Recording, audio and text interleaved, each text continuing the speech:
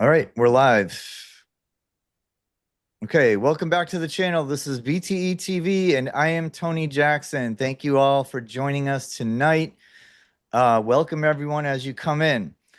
So tonight we are going to slow things down a little bit, and we're going to discuss holistic healing, how to protect ourselves from the toxins and dangers in our environment, of which there are many.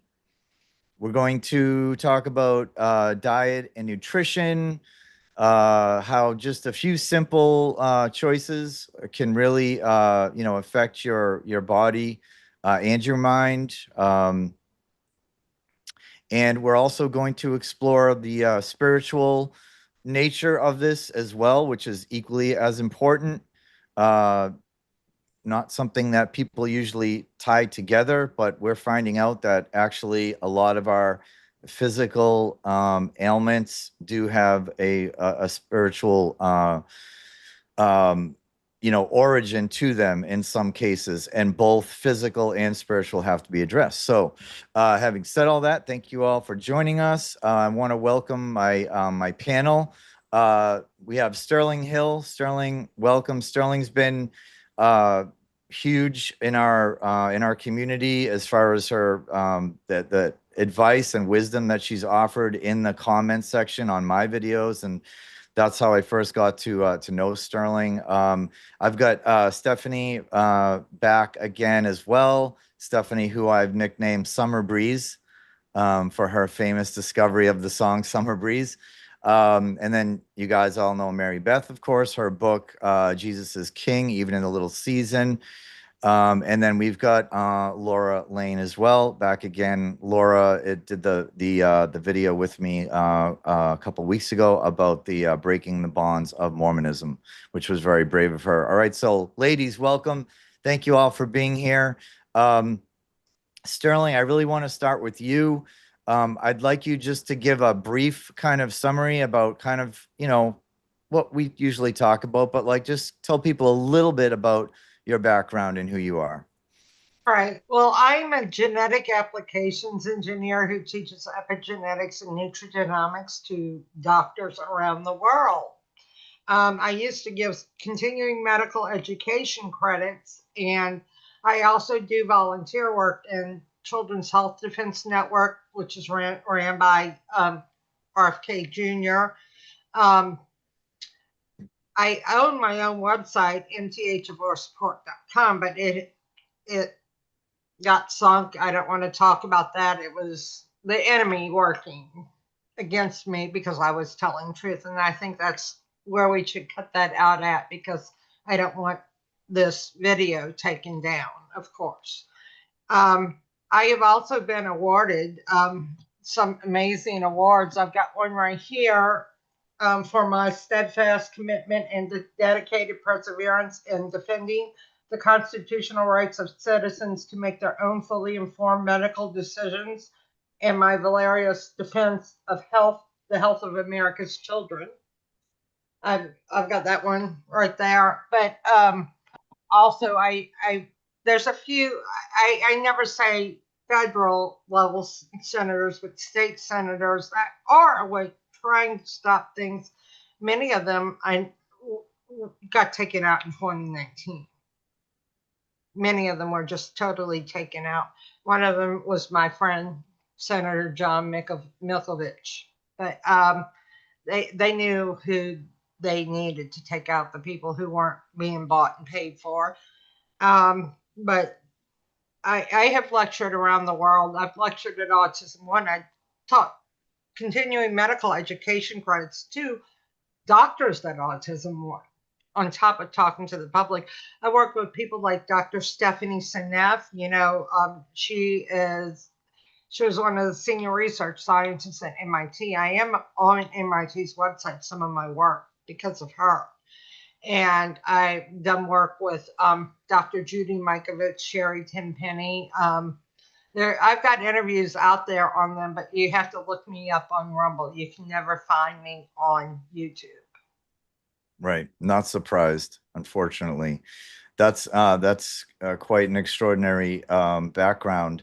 So Sterling, some of the topics that me and you talked about a lot of things on the phone the other day, and I don't even know where to begin as far as like the dangers that we all face. But one thing that I think when we could I have a list here. Okay, I have a list of things, and one thing we could probably just take one at a time, maybe if you want to do it that way. I mean, there's just so Yeah, many. yeah.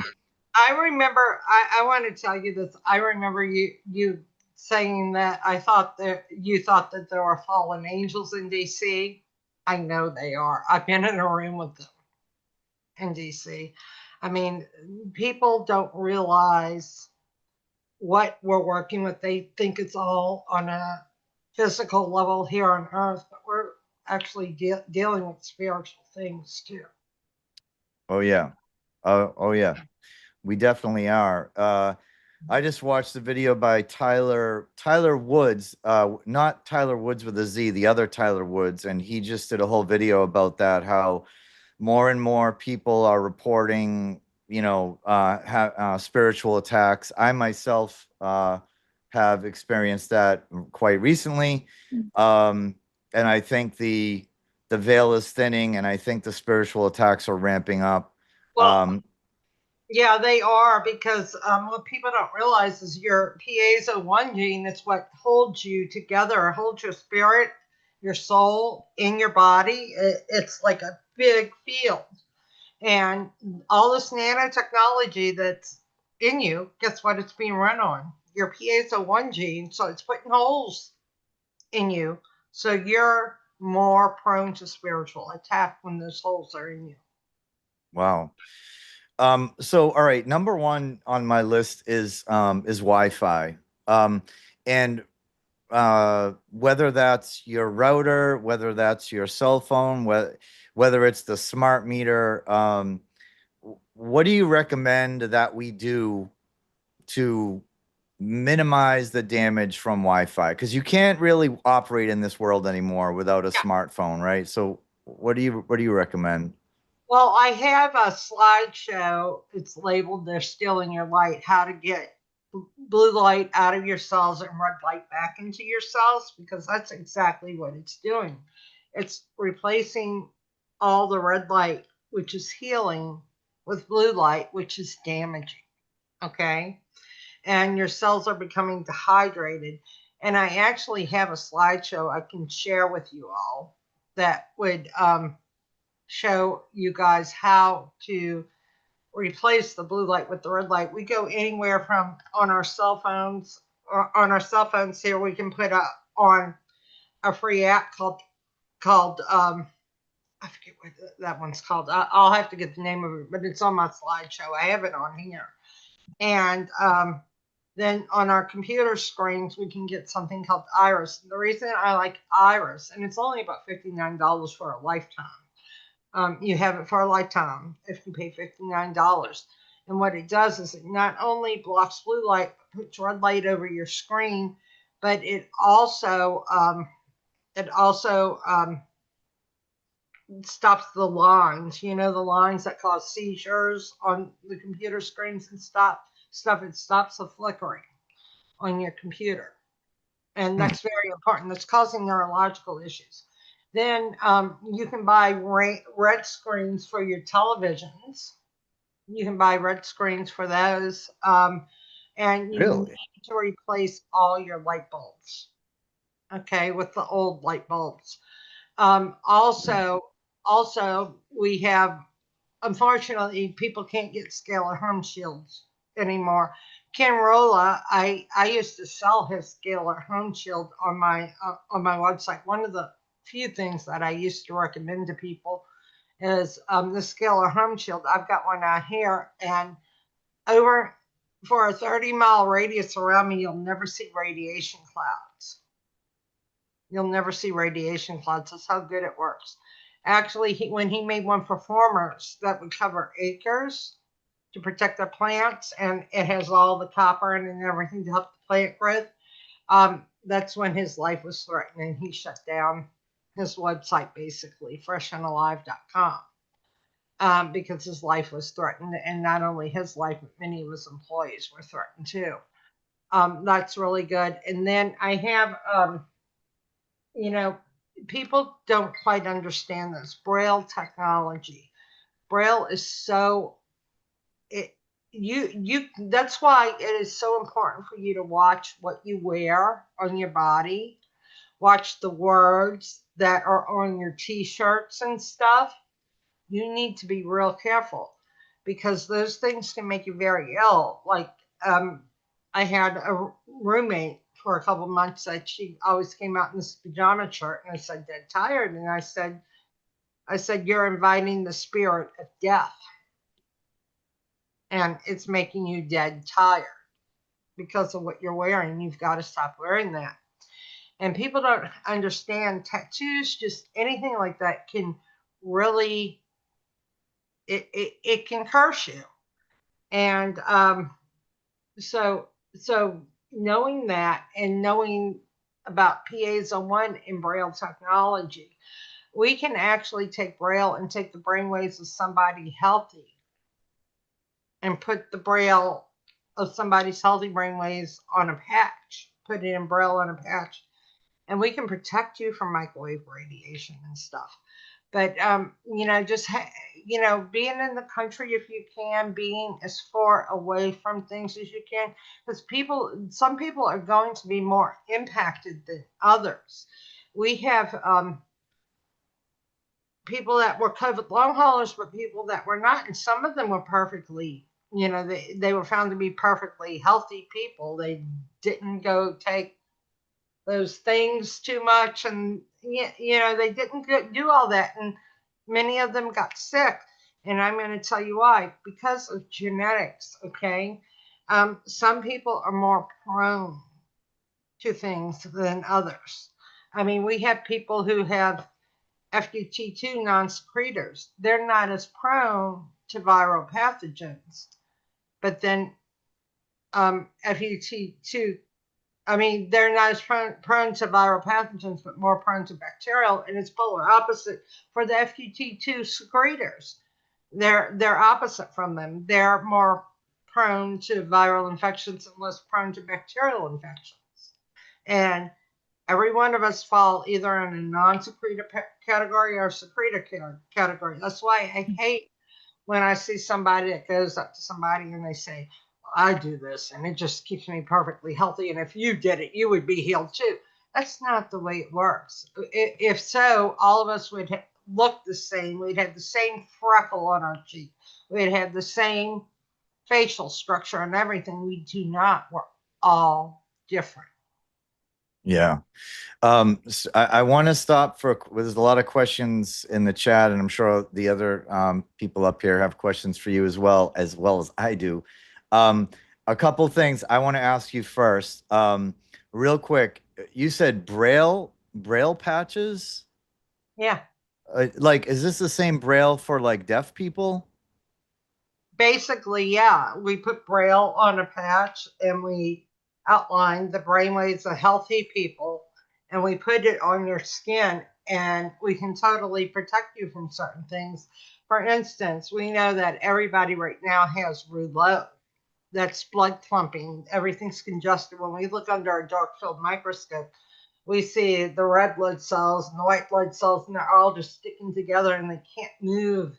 And the white blood cells can't pick up any of the pathogens because they're stuck. And this is even the healthiest person on earth. And we can put one of these patches on you with Braille that shows the healthy brainwave pattern of somebody that does not have roulette. And we can stick it on you. And within 2 hours, put your blood under a dark field microscope, and you'll see the red blood cells and the white blood cells are now moving around, and the white blood cells are grabbing the babies of the Bartonella, the mycotoxin, the mold, whatever. They're grabbing it and they're dispersing of it like they should. Wow. Okay. We'll have to go into more detail. Maybe we can give people links in the description to that because that's fascinating. You said radiation clouds. What what did you mean by that? Is that All right, just the cloud around like a Wi-Fi device, like a all router right. or something? No, no. So you have chemtrails that do tic-tac-toe in the sky. But I mean, all of us are old enough here to remember what white fluffy clouds look like. But now we see all these scattered like clouds, these scattering of clouds that were not in our day when we were kids, right? And those are radiation clouds. That's what radiation looks like. Okay. Mhm. Interesting. And then you said someone asked about the app for getting rid of the blue light. You said, was there an app to get rid of the No, blue light? it's not an. Well, yeah, there is an app. Oh, it's called Twilight. It's called Twilight now. Twilight. Okay. Twilight, and it's free. They have a paid version, but people just do go with the free version for your phones. It's called Twilight. It's on Apple and on Android. Okay. And then you said that actually we wanted to replace the blue light with red light. Yeah, And there are screens. You said there are actual red light screens that you can buy for your TVs and your computers. yeah. You can just go look on. No, for your computers, the best thing is Iris. But for your TV screen, they do have red light screens. You can go look up on Amazon and you can get them. Okay. Yeah, and they'll block out all the blue light. And one of the most important things that people do not understand, okay, is earthing. That patch that I was telling you about that makes you go from a low to, your red blood cells and your white blood cells separating and stuff. That one is huge. It does what earthing does to you when you go barefoot in the grass. And everybody should be sitting outside at sunrise and sunset. And at sunrise, they should be facing the east. And at sunset, they should be facing the west with as little clothing on as possible. And you can get, even in the dead of winter, you can get your red light at sunrise and sunset. Don't let them tell you no, it can't happen. All the sunscreen stuff was the start of many diseases. Mhm. Yeah. Yep. Yeah, definitely. With the The another chemicals mixed with the sun creates what we call, the C Yeah, word. yeah. yeah, Yeah. So I want to bring it up to the panel here. Stephanie, do you have questions for Sterling on what she just discussed? Yes, I do. So for those who were jabbed or being around someone that has, how would one fully protect themselves? Because some are using nicotine patches, serapeptase, nattokinase, lumbrokinase, like the biofilm busters. Does any of that work, do you find, or? All right, so it just depends on what's going on in their bodily system. Okay, so serapeptase and lumbrokinase can be beautiful for people who need it, but people who do not need it, for instance, if I go take serapeptase or lumbrokinase because my proteolytic enzymes are already at good levels. So disease is about two things: too much of something and not enough of something. So people who are even killed, if you give them proteolytic enzymes, you're going to bring them up here and they're going to have night sweats and panic attacks. But, sometimes it's a hit or miss. We can't just go get our proteolytic enzyme levels tested. So sometimes we just need to try and see. And then if there's a reaction, get off of it. It's because you already have enough and you're just overdosing on it now. Okay. So yes, it can be good for some people. And then what did you say? What was the other? The nicotine patches that Nicotine everyone's patch. using for All the right, snake so venom? yeah, nicotinic acid is very, very important for your alpha 7 receptors. Very important. And alpha 7 is being turned off right now by venoms. And believe it or not, glyphosate mimics venom. And Wow. And we cannot get away from it. I don't care how organic you eat, you're going to get some levels of glyphosate, because we know right now that somebody can spray glyphosate 3 miles away in soil, and it's going to be in your soil 3 miles away. Okay. So we're not, we can limit it, but we're still getting some in it. And glyphosate acts like it. So, like Dr. Brian Artis talks about the 3 milligrams, so getting the 21 milligram patch and breaking up into 7 and putting one strip on your right arm. Yes, it can help. And staying away from anti-cholerogenic drugs, like, like the biggest one is Benadryl. It's huge. But I'm not telling people to stay away from it, because sometimes you have to take it. I have a history of anaphylactic shock. So when if I feel my throat swelling shut, yeah, I'm going to go grab 2 Benadryl.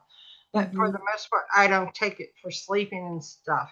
You have to find something else for sleeping, and be careful with melatonin too, because melatonin causes heart attack when you don't need it and you're trying to just sleep by producing melatonin. And melatonin can also induce diabetes, because it works just like prednisone. That's how it gets the inflammation down. Is it's Mother Nature's prednisone. It raises the sugars and brings down certain inflammations. Wow. Now you mentioned glyphosate. So someone told me that the glyphosate levels on the East Coast were like the highest in the country. How do we protect ourselves from that? What's the best way? Yeah, Florida is the worst. My friend Zen Honeycutt, I did a congressional hearing with her in Washington, D.C. in 2015. Zen Honeycutt's from Moms Across America. She's the one that really talks about glyphosate. You guys have probably all heard of her. And Zen checked in the mother's breast milk the levels of glyphosate. And in Florida, they were just, it was through the roof. It's because, yeah, everybody has green lawns all year round. So they smother them with Roundup, all the weeds. And it's just in their drinking water, and it's in everything.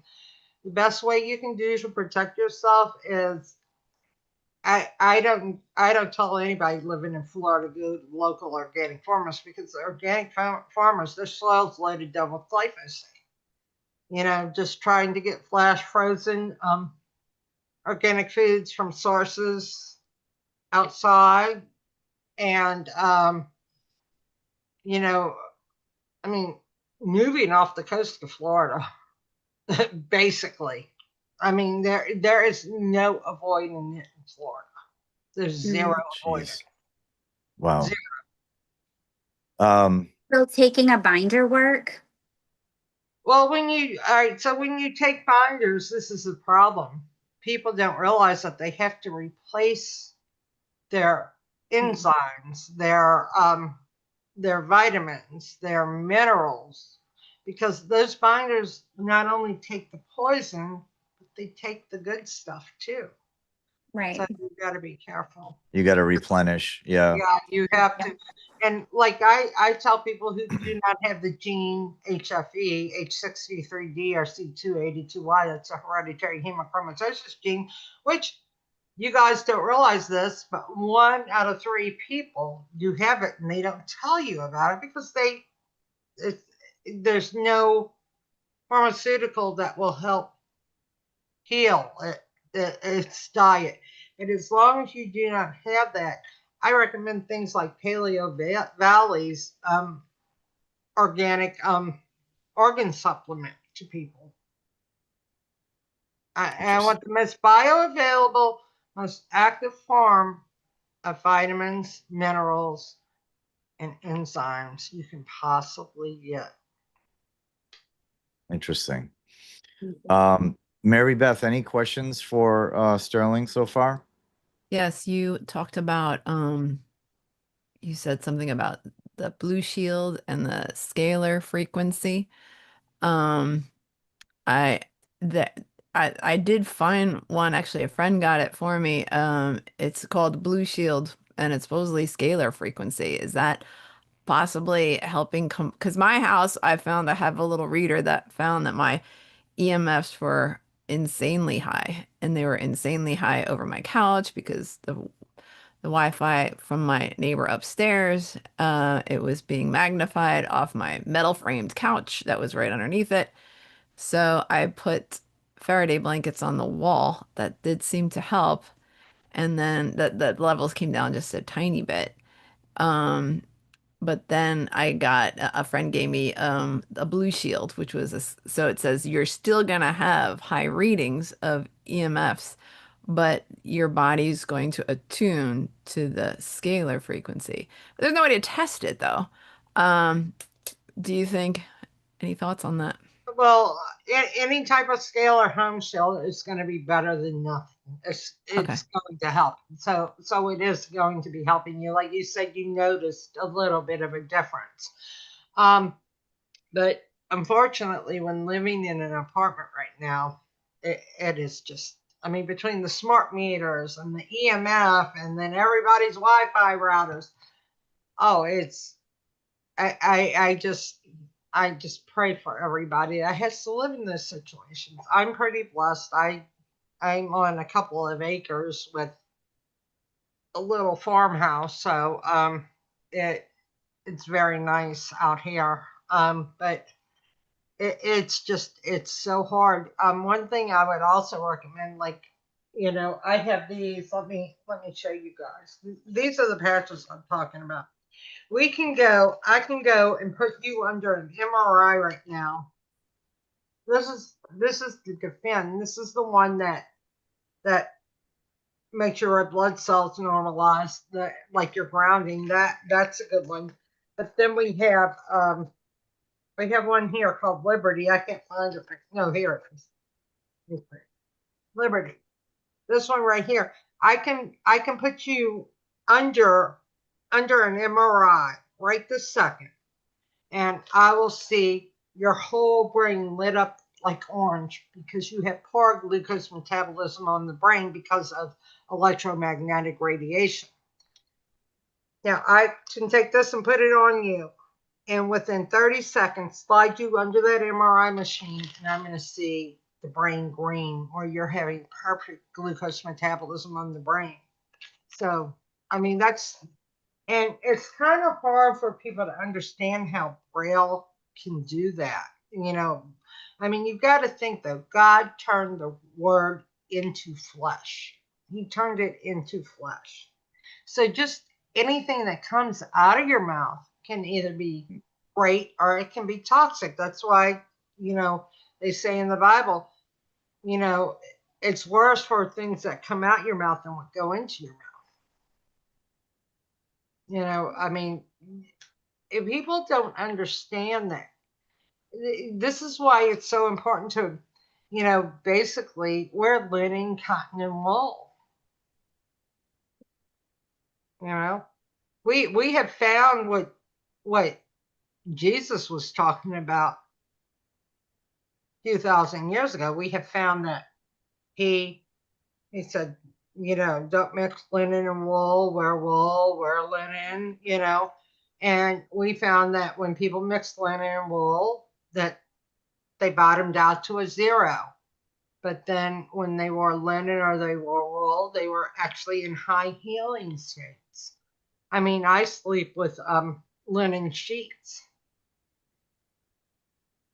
Yeah. Yeah, me too. So I did pretty recently like kind of switch out a lot of my wardrobe for linen and wool, and but then I realized you got to be careful because a lot of they have toxic dyes now. Yeah. So it's just like, do you know a company that sells like either linen or wool that doesn't use Bas- toxic dyes? Or I mean, should we not worry about that? Just get the linen. No, I would say just get the linen and wool, but if you have the money, go for a French organic linen from France, organic linen from France. Wow. Okay. Laura, any questions for Sterling? Yeah. So the little stickers that you can put on the back of your phone or on like there's EMF blockers that they make for like the wristband of your Apple Watch, things like that. Do you find that those are actually effective at all, or are they a complete waste of money? No, they help, and if you contact my friend Christopher Key, he'll send you them to you for free. You Oh, don't have to okay. buy them. Oh, that's awesome. Yeah, he gives them all out to free to anybody around the world. You Wow, know, that's amazing. I've already bought some, but I was curious about that, but definitely I would I would happily take more. And then can you put those on like your Wi-Fi router? Will that I help have one on reduce my that? Wi-Fi router. I have one. Okay. I will tell you, a friend of mine came in here with $20,000 worth of equipment to see what kind of radiation levels were in my house. And between, I mean, everything that I have going on in here, when I used to make money, I did buy some good stuff to protect myself. And by what I have, everything going on here, the only place she saw radiation was where my wall meets my ceiling, and that was just sun. That was just from the sun. She said I have one of the safest houses she has ever inspected. So Wow, that's awesome. that must And work.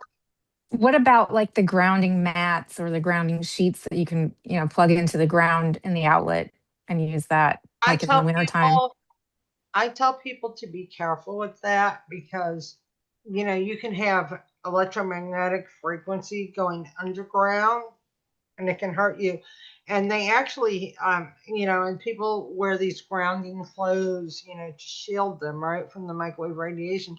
Well, it was somewhere out in Europe where they had a bunch of pregnant women wearing the grounding clothing, the shielding clothing, and most of them, their babies got microwaved in their wombs.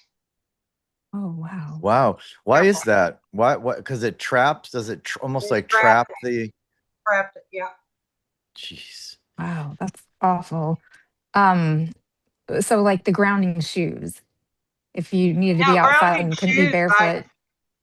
grounding shoes are great, especially when you're traveling on an airplane and stuff, you know, Okay. because that's where And a lot then, of blood clots happen.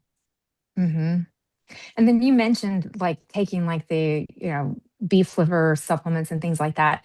What would someone like me do? I have alpha gal syndrome. I got that from a tick bite 16 years ago, and I will go anaphylactic if I have any type of mammal product. So what could I do to support my body, since that's Well, I off the tell you table? what, Dr. Judy Morgan, I don't know if you all have ever heard of her. She is a holistic veterinarian. Her husband had alpha gal and he got cured in 1 week from it.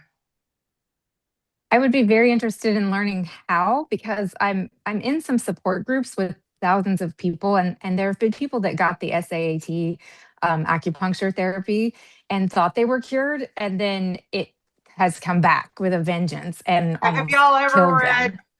have y'all ever read JD Avalon's book on No, alpha gal? no, I've never heard of it. That's a friend of mine. JD Avalon has a book on alpha gal.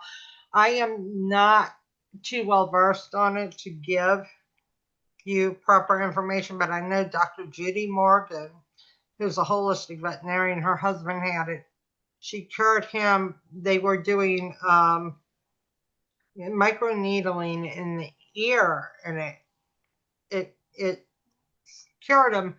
But also, JD Avalon has a big book out on it, and I would trust her because this is a nurse practitioner, PhD in nursing, that she dots every I and crosses every T. I would get her book. Okay, I'll look into that. Thank you. Yeah, and I'm taking notes, guys. So if for people in the chat, I'm taking notes on what Sterling's saying. So I'll try to put as much of this links and everything in the description box.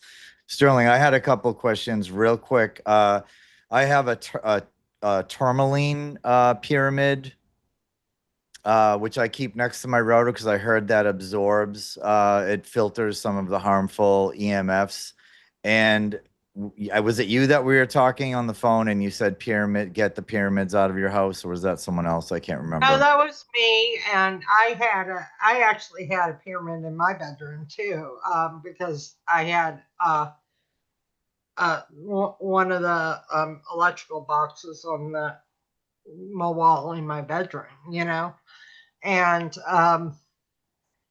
I was told that all pyramids were like pre-flood and they were demonic things. They were not what Jesus built when he came here, and he built all the old world structures. He did not build pyramids. They were there before and they were all of evil.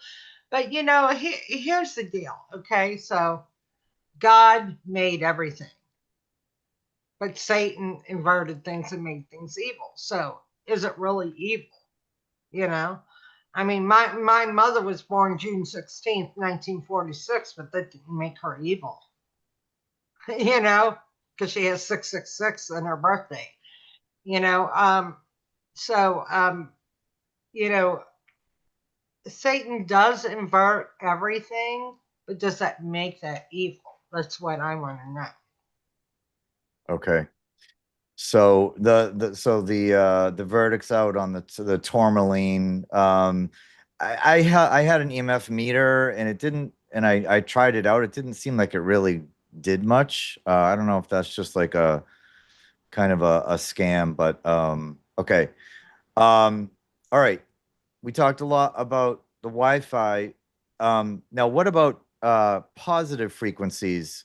You mentioned in the chat on one of my videos a watch, a special watch you could buy that was it's like a frequency watch or something. Or let's talk about the healing frequencies, like the Rife and stuff like that. Any do you know anything about that technology, and does it work? Oh, frequencies do work, but here's the thing: what people don't realize, you have to layer. My ex, he was he was a brilliant man. He was not a good doctor, but he was a brilliant surgeon. He was actually a full bird colonel, ran Elmendorf Air Force Base Hospital, was Ronald Reagan's surgeon, everything.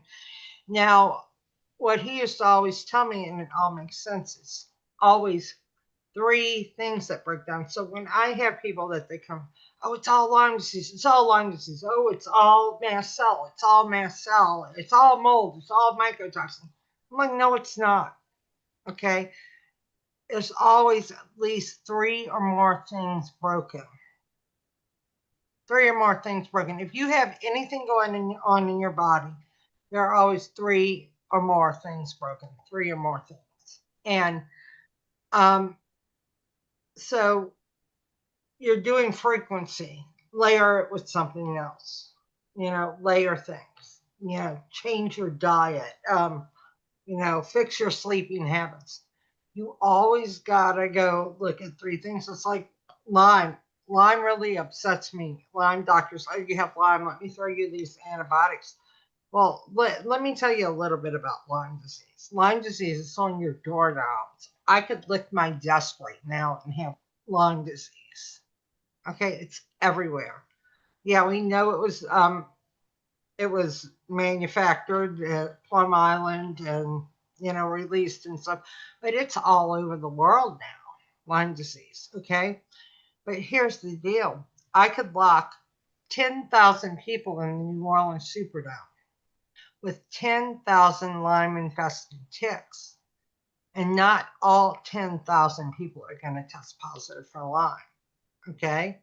Now, I can take 10,000 people who have full-blown AIDS and test them for Lyme disease, and all 10,000 people with full-blown AIDS have Lyme disease, but not all 10,000 people with Lyme disease have been bit by ticks.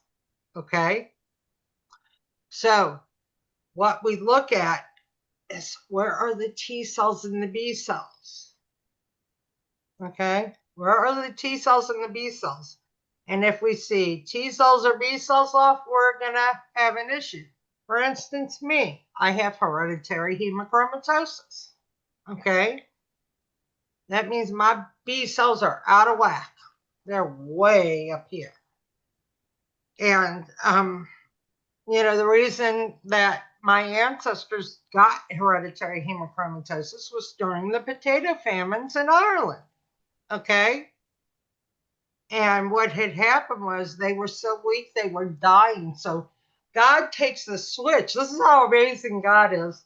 And he says, I'm just going to turn their hereditary hemochromatosis so they can store more iron, so they can have more energy, so they can crawl out the door and grab these roots and herbs and put them in their mouth so they can survive. That's how RH factor came along. The RH negative. Okay, we hear all these stories about the aliens and this and that. No, people, during the bubonic plague, the Black Death, which we know happened during the tribulation, it did not happen where they say it happened.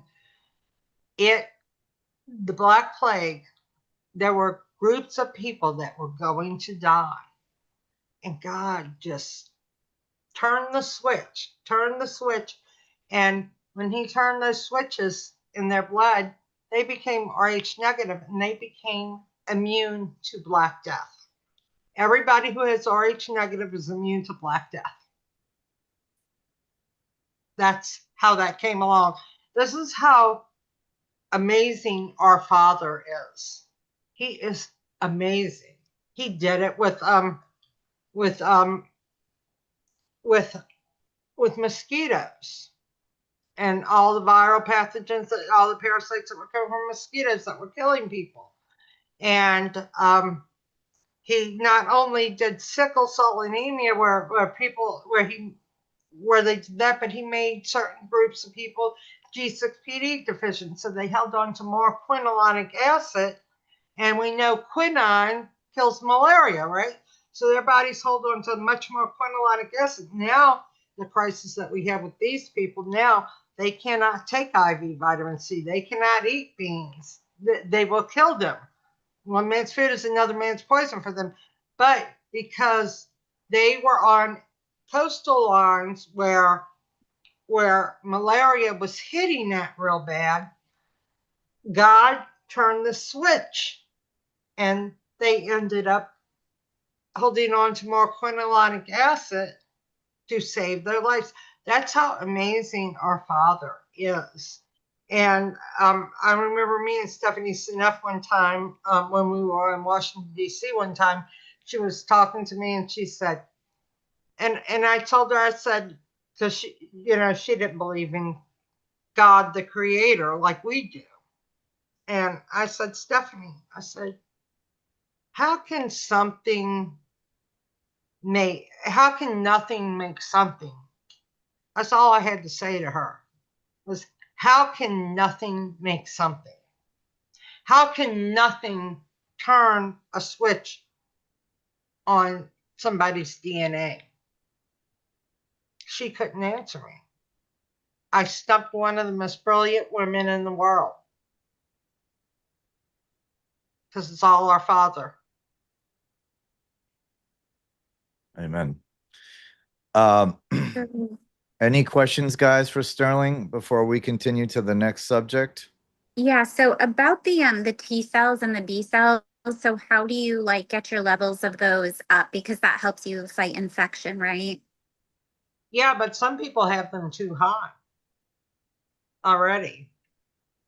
It just depends on what's going on. So at least in somebody who's high Th2 but low Th1, we'll tell them we won't let them eliminate all their Th2 foods, but we'll tell them you go look at a list of Th2 producing foods and you limit that to 10-20%. And then we want you to eat more Th1 stimulating foods. So we don't want to just bring it totally opposite and hurt them, but that's kind of what we do to get their T cells back in range. Okay, so is that just a blood test then to see where your levels are, or? Yeah, Th1, Th2, Th17 are your three biggest ones. Th17 is one of the hardest ones to hit. it is, it's really hard to work with that one. Thank you. You're welcome. Okay. Mary Beth, any Yeah. questions? Yes. I just wanted to go back to our first topic about the Wi-Fi. I put a little Faraday blanket over my Wi-Fi and it seems to still work. Is that helpful? Does that actually stop anything? Well, I would suggest you get a smart meter and see what it, not a smart meter. I mean, An they EMF reader? Yeah. Yeah, I mean, I think don't I get a actually, smart, yeah, don't go buy a smart meter, I actually please. do think it worked. I think it worked. And then I also, because you said we're going to talk about frequencies, I have this. It's like a small little rife, but Wow, it's, I haven't seen the small ones. yeah, they sell them on Amazon. Oh, So wow. so do you know if this is actually helpful? Yeah, it is. What I learned through my friend Dr. Wendy Myers, I don't know if you guys have ever been to, any of you have been to wendymyers.com. She's a very good friend of mine. And when she has a friend in Florida that they had something called NES. And here's the deal. We saw so many frequencies off in people and so many and going in a certain order. So, sometimes you can go in with the frequency and think you're doing good, but you need to unblock something else first. And it's so upsetting because this is the medicine that Jesus used when he was here. And we know that we could, just with the brilliant people we have today, we could chronologically put this out there that, hey, if you know that you need this frequency for this, but if you feel bad, we should go down and start somewhere else. We should be able to do that, but we can't do that right now because of the medical paradigm here. It belongs to Satan. It's so sad. Yeah, so would you say just experiment with the Yeah, different I would numbers? experiment, and if you feel bad after doing a certain frequency, know that it's probably something else you need to work on Okay. before it may. That's what I tell people. When you have a reaction to something, it doesn't mean you need to stay away from it forever. It means that odds are you have something blocked that you need to work on before you can use that one. Okay, and I Or- just wanted to note one other thing from one of the things you said about our words. I love uh, Proverbs 4, and I'm just going to paraphrase it. It says, "Attend to my words, and keep them in the midst of your heart, and they are life to you and health to your flesh." So I just love like attending to speaking his words over our body. The Bible says that's life to us and health to our flesh. So I just think that's important. And I love the fact that you had also said that. Yeah, and I've got to practice what I preach. I caught myself earlier today. I mean, it's been a hard couple of weeks for me. I've lost three friends, one family member. One of my friends I actually found dead on her bedroom floor, and on Tuesday. And you know how you internally just hold everything in. And I got mad at my dishwasher and started kicking it earlier. I mean, and then I was like, oh, what they taught, what everybody taught on Bible study last Tuesday is even getting mad at inanimate objects could. And I'm like, okay, stop it, stop it, stop it. But I was just, I had enough. I mean, we all have our limits. Yeah. Sometimes you can't control. Yeah. Somebody cuts you off on the highway. I don't care how. You don't want to cut me off on the highway this week. I promise you. I've had my fill. Right. But we just have to ask for forgiveness. Laura, any questions for Sterling? Yeah, I was thinking about what you were saying about the frequencies, and I have one of those Rife devices as well, and I've noticed a big difference with things like if I've had a migraine, I actually have a speaker that connects to mine, and the ends of the speaker actually vibrate. And I've taken that vibration from this end of the speaker and literally touched it, to different places, like back behind my ear, the base of my And it skull, on the works. temple, and it works. Yeah.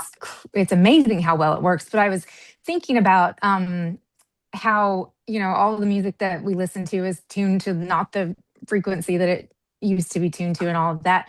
But I've noticed that if I sit down and play around on the piano, what a big difference that makes in my stress level, in my just overall feeling of well-being.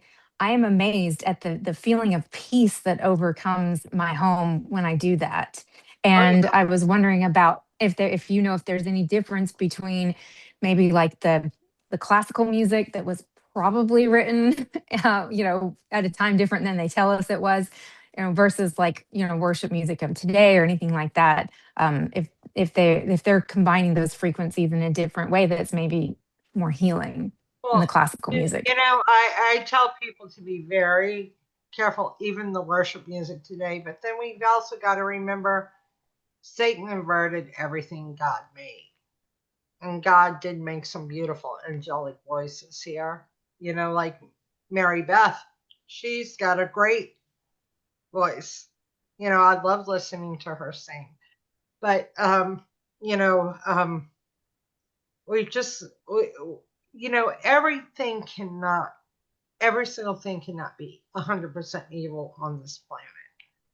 I mean, or we wouldn't be here worshiping our Father. So I tell people just to take things with stride. Now, like that Jelly Roll guy, I think his stuff is all satanic. I mean, I am. Funny you should mention him. My next door neighbor used to run with his group and hang out with him in Nashville. And let's just say I've heard some not good things. I'll leave it at that. So Yeah, your yeah. discernment's not Well, off. I know the music industry. I grew up with Phil Anselmo from Pantera. He lives down the road from me. I grew up with the drummer from Godsmack, the drummer from Zach Wild's band. That was one that Ozzy used to use all the time. I grew up with all those guys. We went to elementary, junior high, and high school together. I mean, I'm from New Orleans. We have a lot of musicians here, but I will tell you that there is a lot of evil here. I mean, even though Phil Anselmo now still lives down the road from me, and he was roommates with the father of my child at one time before he left Razor White and went to Pantera. I wouldn't allow him on my property. I know what he did to get where he was going. I mean, when you would open his front door in St. Charles Avenue, you'd see a pentagram in the middle of the floor. Yeah. So I mean, there are some pretty people will sell their souls for things. I grew up Yeah. with Tim McGraw and Faith Hill. I grew up. That was in the summer times. My mom grew up in Stark, Louisiana, and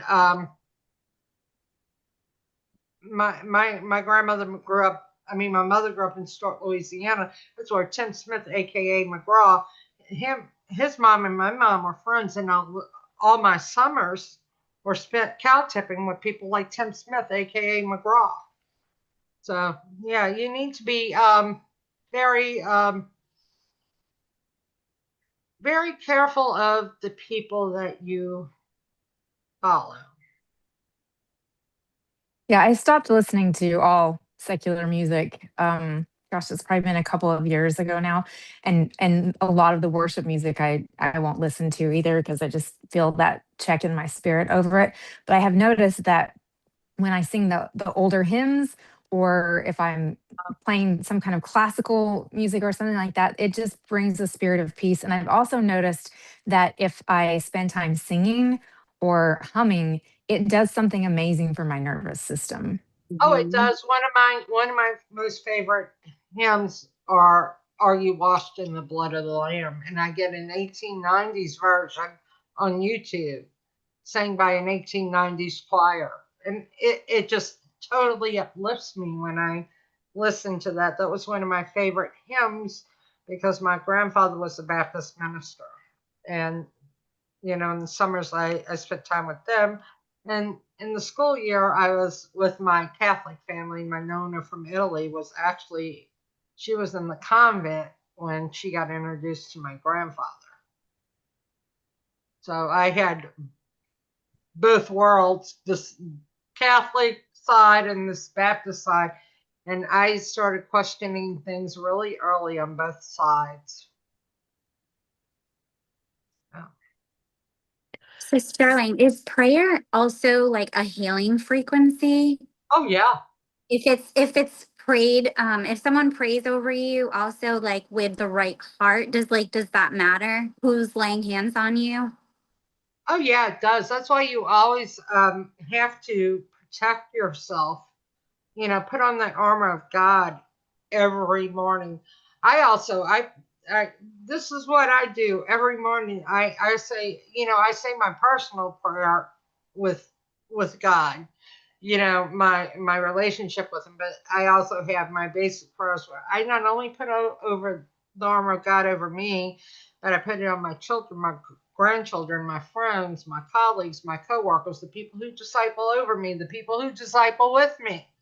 So I'm covering everybody that's in Tony's group when I do that.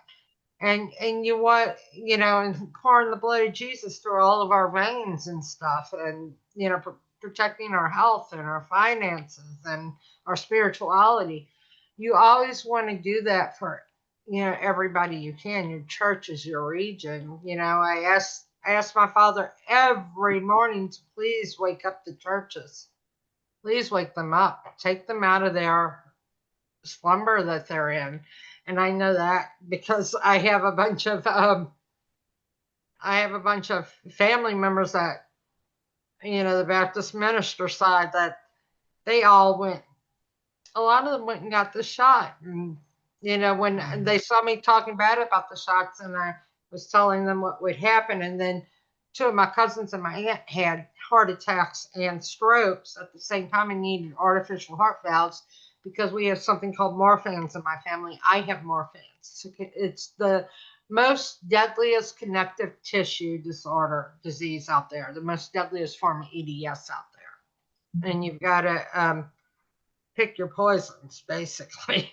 And you do not want vaccines. And when they went and got these vaccines, all my cousins and my aunts that had gotten this genetic morphans, every one of them within a week had heart attacks and strokes, needed artificial heart valves. My aunt died. My cousin, who's an eye surgeon, no longer can practice. He has an artificial heart valve. My other cousin, his brother, who went and you know, he was a Halliburton executive. He ended up having a heart attack and a stroke within 5 days of getting that, you know. And I just tell people to be so careful, you know, what poisons they pick and stuff. Is there a way to detox it out of you for those that did get it? All right, so here's the deal. All right, there's something called Simian V40. Okay, it was started here at a primate and research center. I'm not going to name it. It was because, you know, I might accidentally say words that I don't want them to slip out. I think I already have. All right, so at a primate and research center here, about 16 miles from my house, this is where Fauci 1.0 started. The first Fauci, his name was Alton Oshner. Okay. And so what they did is I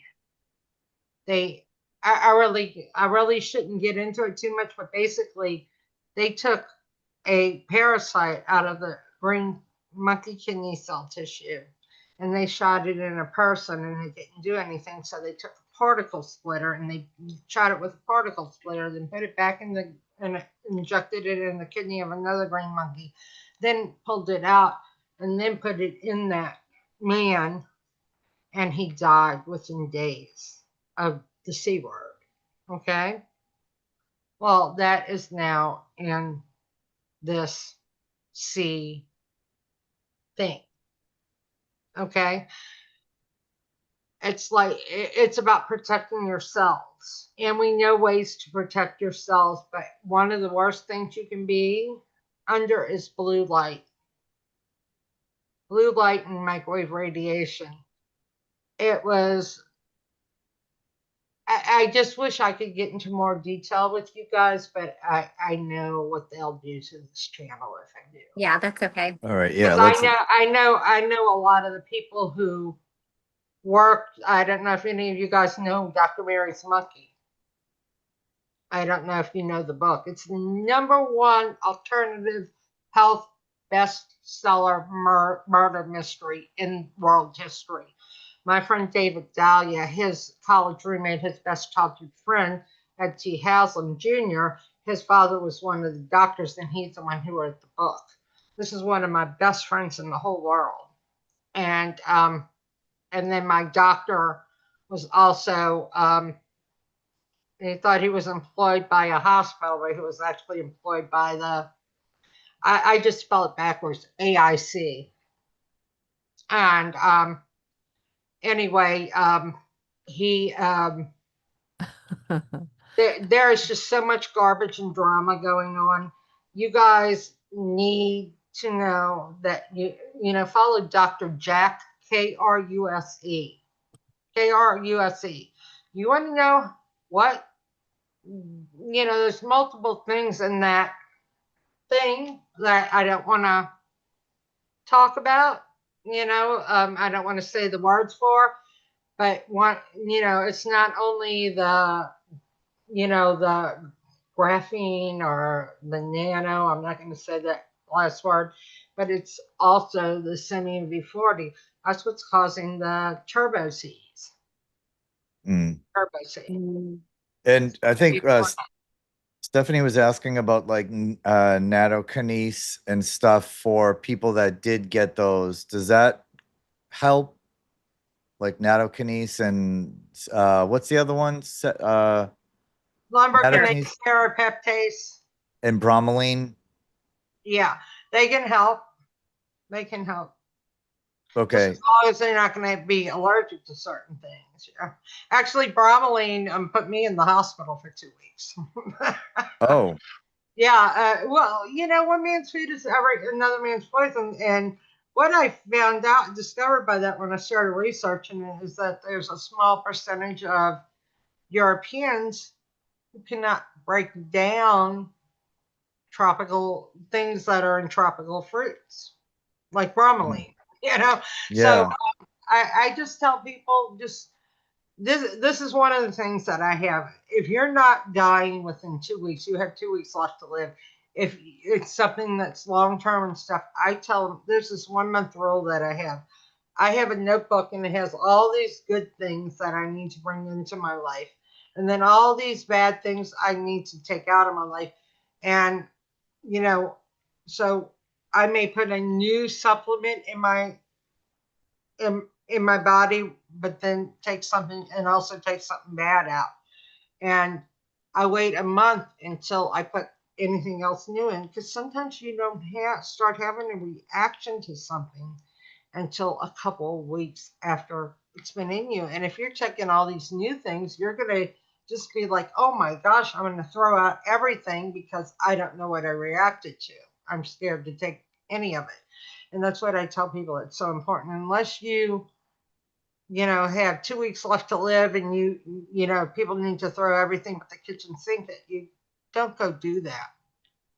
You know, be careful with what you put in. But it can help with a lot of the, you know, the clots. Okay. What was the name of the book you said?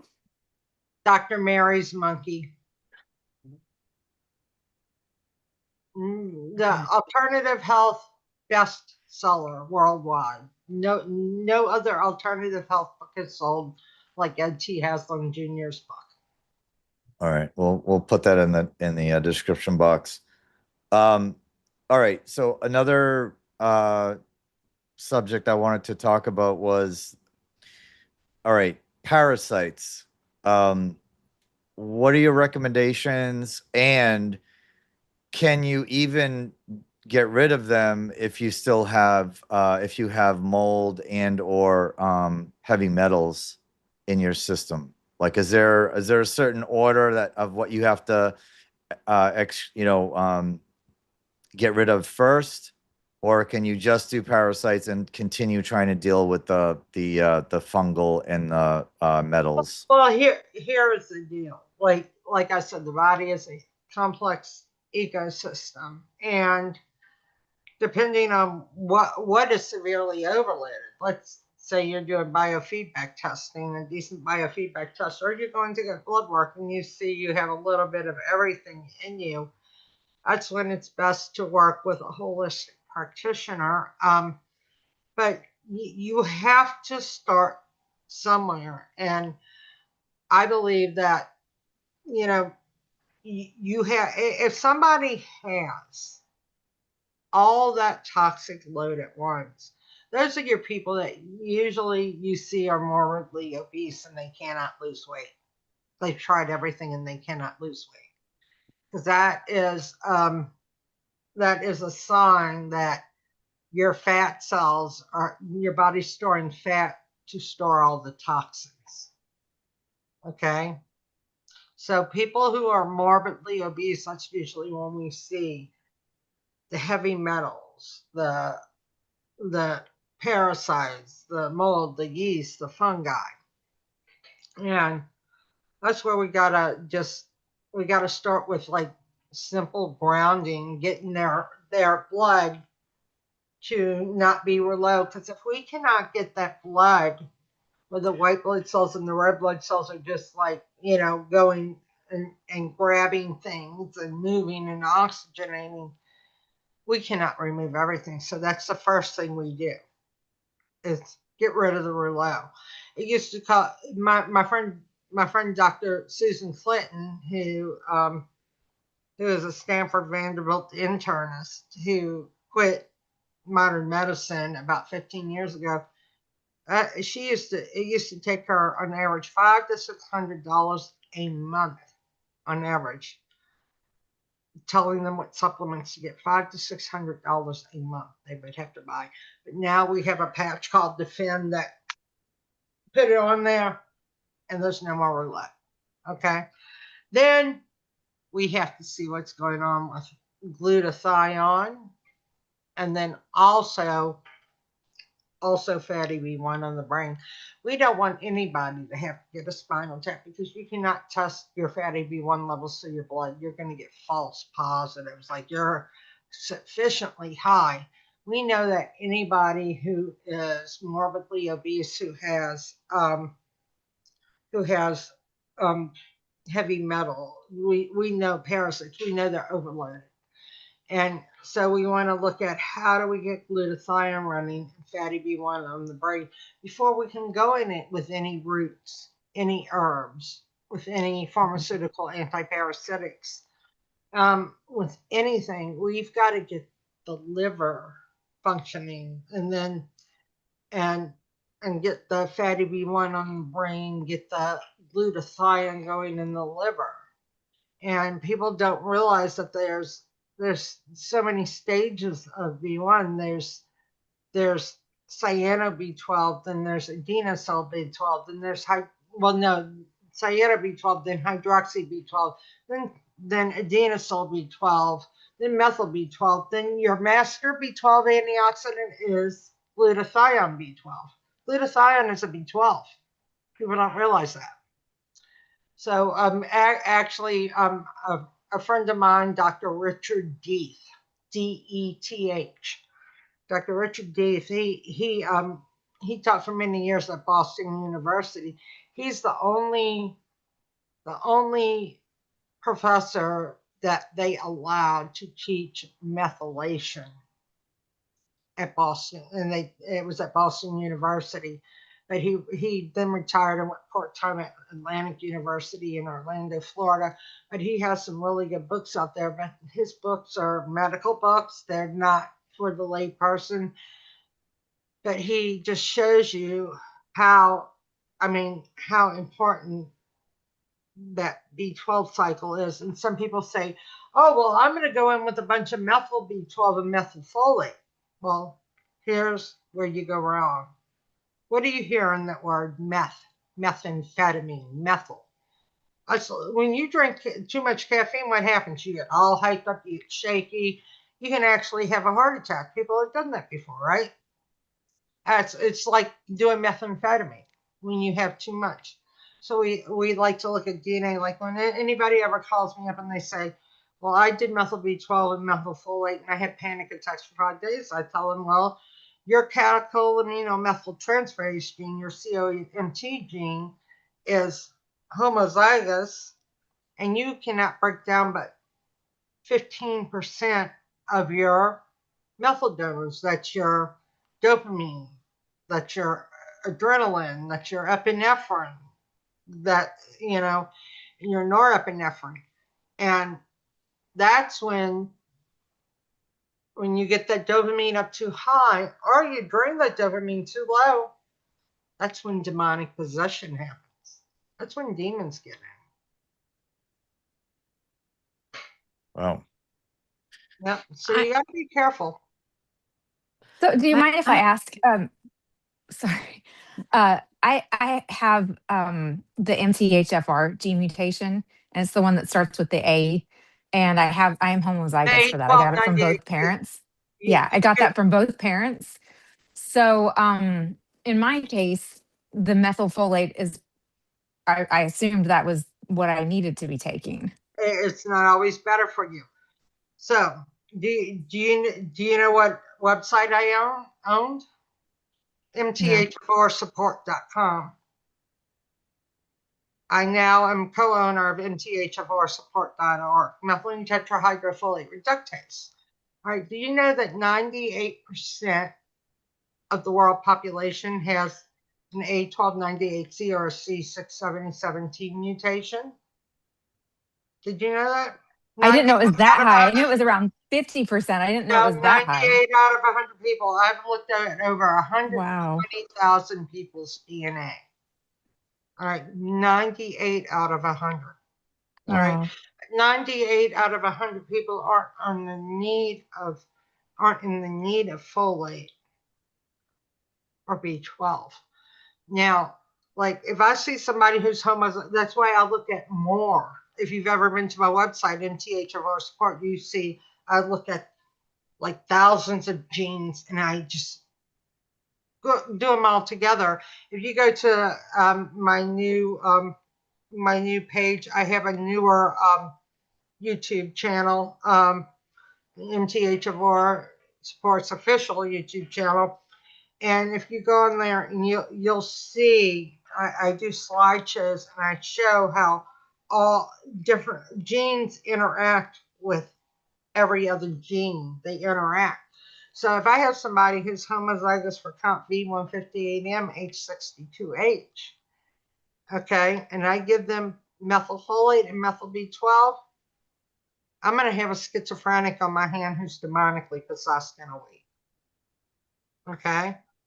But if I have somebody who's minus on the COMT V158M H62H, I'm going to have somebody that does need methyl B12 and methylfolate.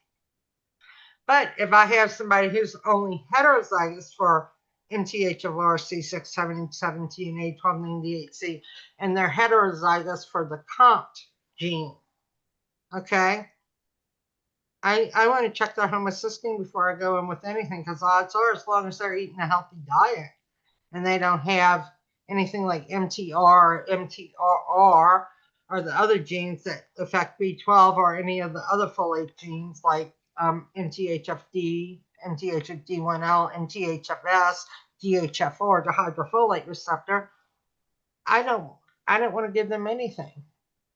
They're going to be So balanced. it sounds like Well, it sounds like what I'm hearing you say is that it's really important to have the full picture.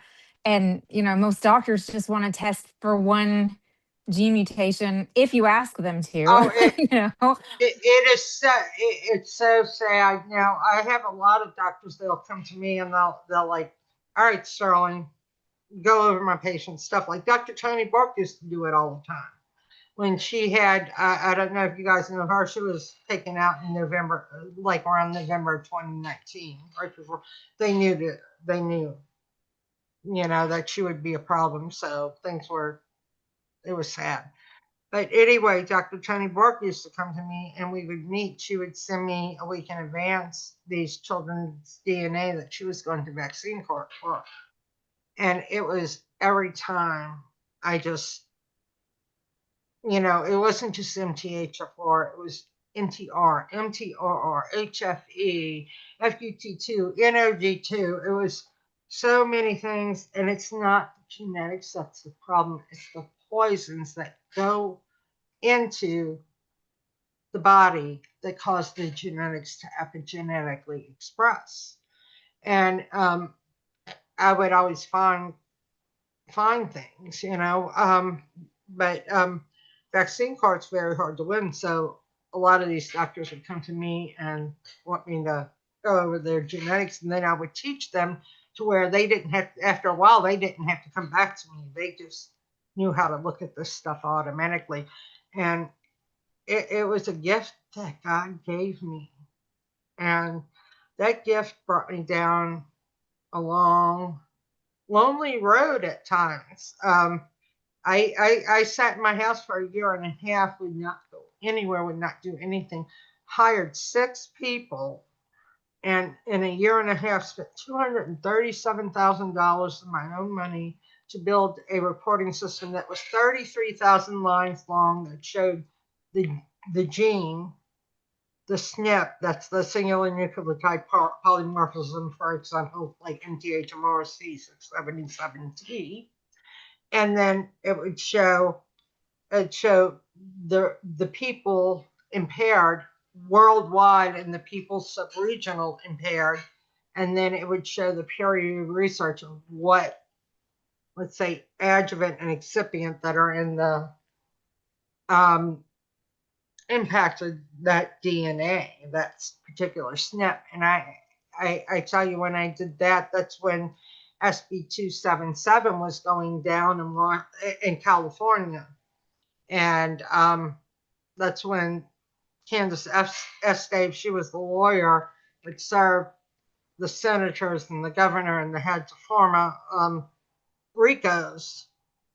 And her and Terry Arugula from Autism One got on the phone with me, and they were like, your life is going to be very different if we use your database to serve them RICOs. And I said, well, God didn't have me build it to sit on it. You have to take it and you have to use it.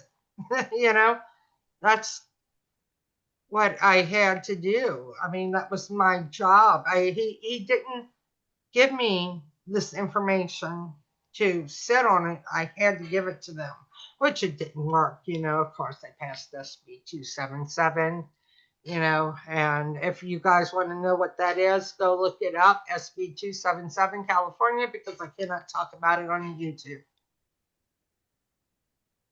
All right. Well, I appreciate that. Okay. I had a question about all the B12s and methylated. I think my herbologist actually had me on some sort of B complex.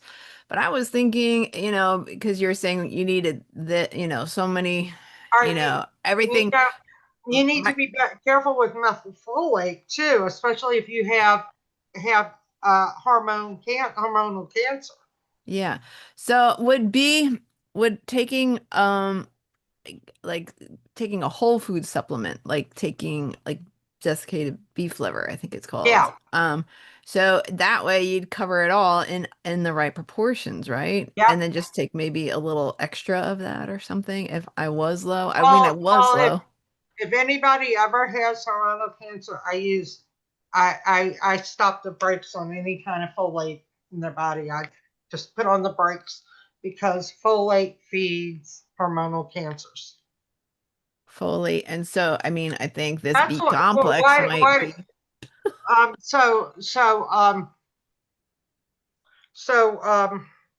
What we know is that during World War II, we saw that people who had certain cancers that were exposed to mustard gas, the tumors shrank.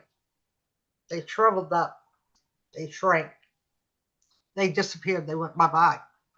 So instead of looking into what happened, they made methotrexate, which is all methotrexate is mustard gas, nitrate mustard. That's all it is.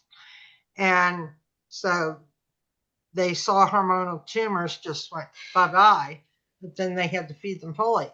Now this is when I will give folate to somebody, as long as I'm giving them the proper mineral balance to be able to break down the folate. And magnesium is the key. When somebody has hormonal cancer, do not take away their folate. Stop the brakes and go see what's going on with magnesium, because we want that magnesium to get in them, because magnesium and folate work together. Instead of depleting the folate to kill the cancer, let's bring the magnesium in. And, so so make sure that you're always taking good quality levels of magnesium when you're feeding folate into the body, especially with hormonal cancers. And this is another thing we see with hormonal cancers. All right, you ready for this one? And I don't care who gets mad at me. This is just a fact, Jack. This is just a fact. Okay, my friend Dr. Nasha Winters and her husband, Dr. Stephen Ostenberg, who is one of the most brilliant molecular biologists in the world, and she's one of the most brilliant female oncologists that's alternative in the world. I actually spoke with them in San Francisco at a place called the Gut Institute, and I was shocked. I was floored when she was up there, and she said, well, guess what we found in the cells of everybody with hormonal cancer? You ready for this?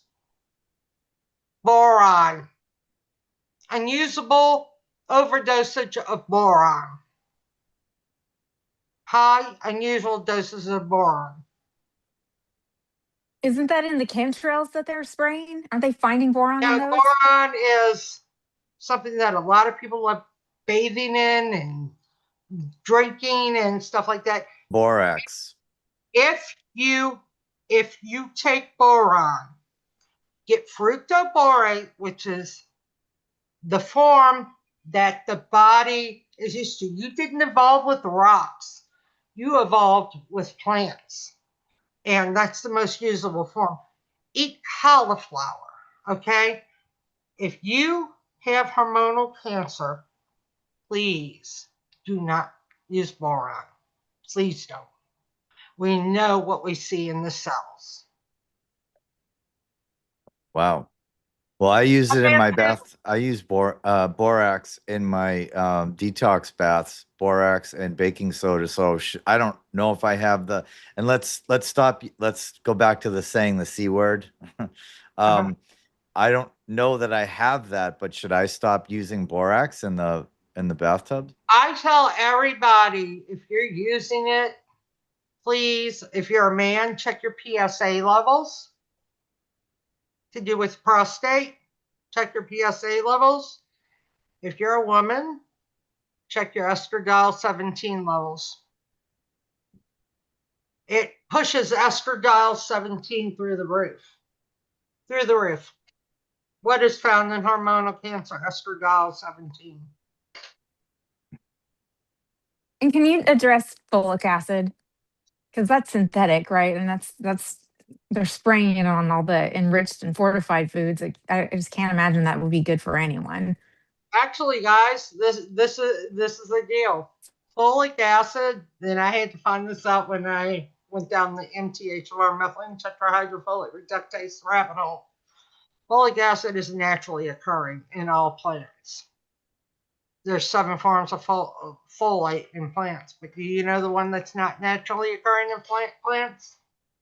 Methylfolate. Methylfolate is made in the body when needed. When the body shuts down methylfolate, you've got to figure out what on that methylation cycle is blocked. Is it BHMT? Is it MTR? Is it MTRR? Is it MTHFR? Is it CONT? What is going on that huge methylation cycle? So that is actually the one that's not found in plants is methylfolate. So every time you get methylfolate, it's in the lab. You're never going to find it naturally in food. Okay. So what about the processed foods where they're adding the folic acid? You see, and this is where they're going wrong. There. All right, so I like to tell people this. So if I have a blueberry, it has all these beautiful levels of folate and it has all these beautiful levels of magnesium, for example. But if I take out all the magnesium and just give you the blueberry with the folate, I can cause cancer on you because you don't have the magnesium to go the folate to work together. Okay. So when you're taking all these supplements that just throw in what they want to throw into it, and you don't have all the other parts to it, that's when there's trouble. That's why I try to tell people get a whole food beef organ supplement or a whole, try to get something. I know some people can't. You see, you have alpha gal, but I just I can't stand Satan. I mean, we know that alpha gal was made in a lab just like lime. Oh, I have no doubt. I have no doubt. I just can't stand his minions. I mean, this is something that I need to start studying and researching. I need to get my friend JD Avalon's book. I need to call her. I need to call some of the people that I work with and, learn what this alpha gal's doing because I actually have a dog that I think that has alpha gal. All I'm able to give him is chicken and turkey right now. That's sad. I mean, it's going to hit the animals too. So. Go ahead. Who had a question? I was looking at my supplement one of my supplement unfortunately does have boron in it. It was copper. I was taking copper, but one of the extra added ingredients was boron. So yeah, so this is what I feel.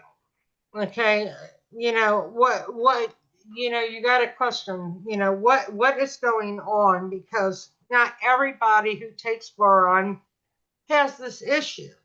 Okay. I'm just warning people who have hormonal cancers or who have high PSA levels or high estradiol 17 levels, because when we look in the cells, not everybody has this going on. So I'm like wondering what is missing that's causing the boron not to break down in the cell wall. That's what we got to get to. What are the cofactors to boron? So that's something that needs to be looked into. What are the cofactors? Like for instance, in order to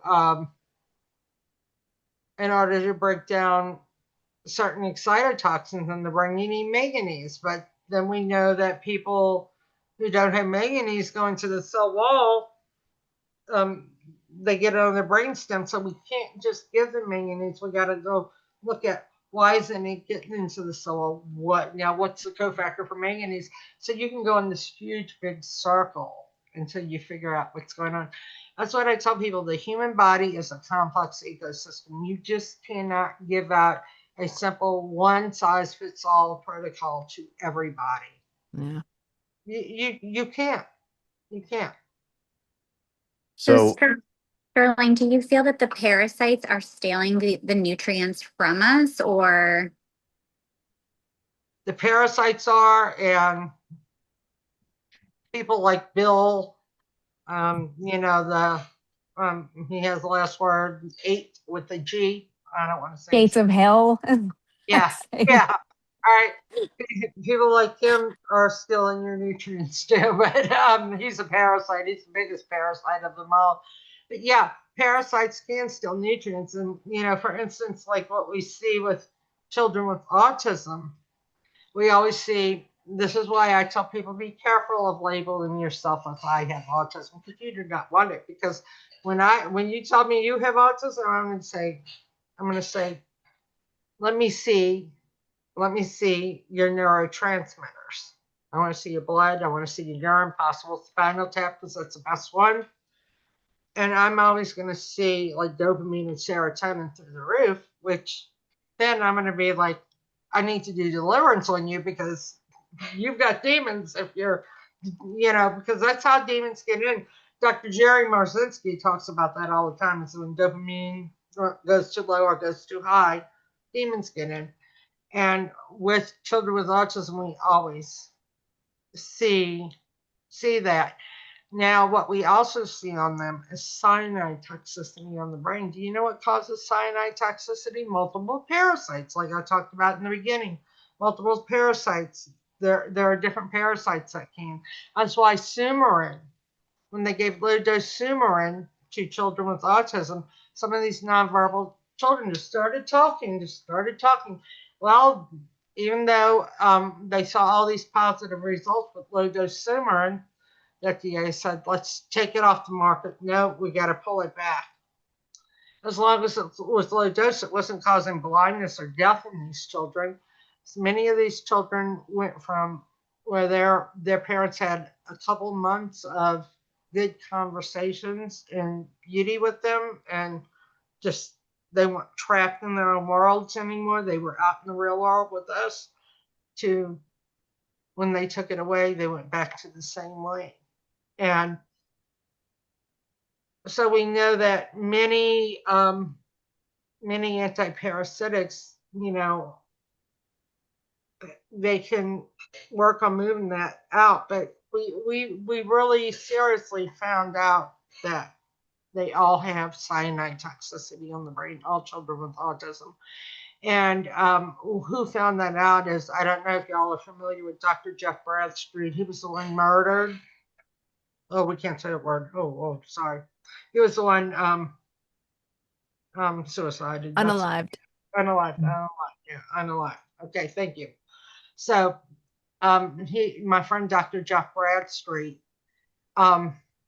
he had a lot of research he was doing, and people thought he was unalive for other things. But my friend Dr. Christian Bogner took over his research. He left it all. If anything would happen to him, it was to get his research.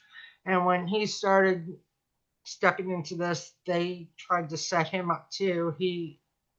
They almost brought him down. He was calling me. He was frantic, crying, Sterling, what do I do? What do I do? And I'm like, I don't know. Let's make some phone calls. But it's like they don't want you to get that research out there on what can cure them, what you found out that's happened. So that tells me that there are multiple now you can damage the blood-brain barrier and parasites can get in there just through food, but also there's parasites in the.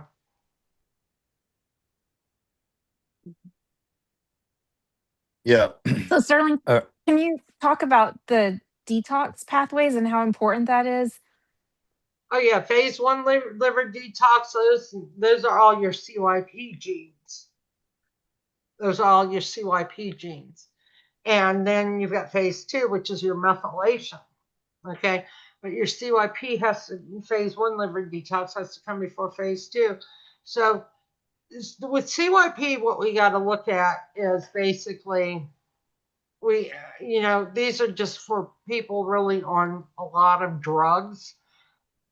When we have like certain genes like CYP1AB1, 1B1, and what we'll look at is, all right, there's a list of drugs here and there's a list of drugs here, and if you take an apple and mix it with an orange, you might get a bad result, and it might make that person overdose and die. But if we take a banana and mix it with that orange, it might make the drug not work at all.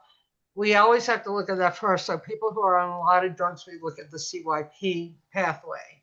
And then people who are on a lot of roots and herbs, we also look at the CYP pathway, because what root and herb may work for you may kill another person.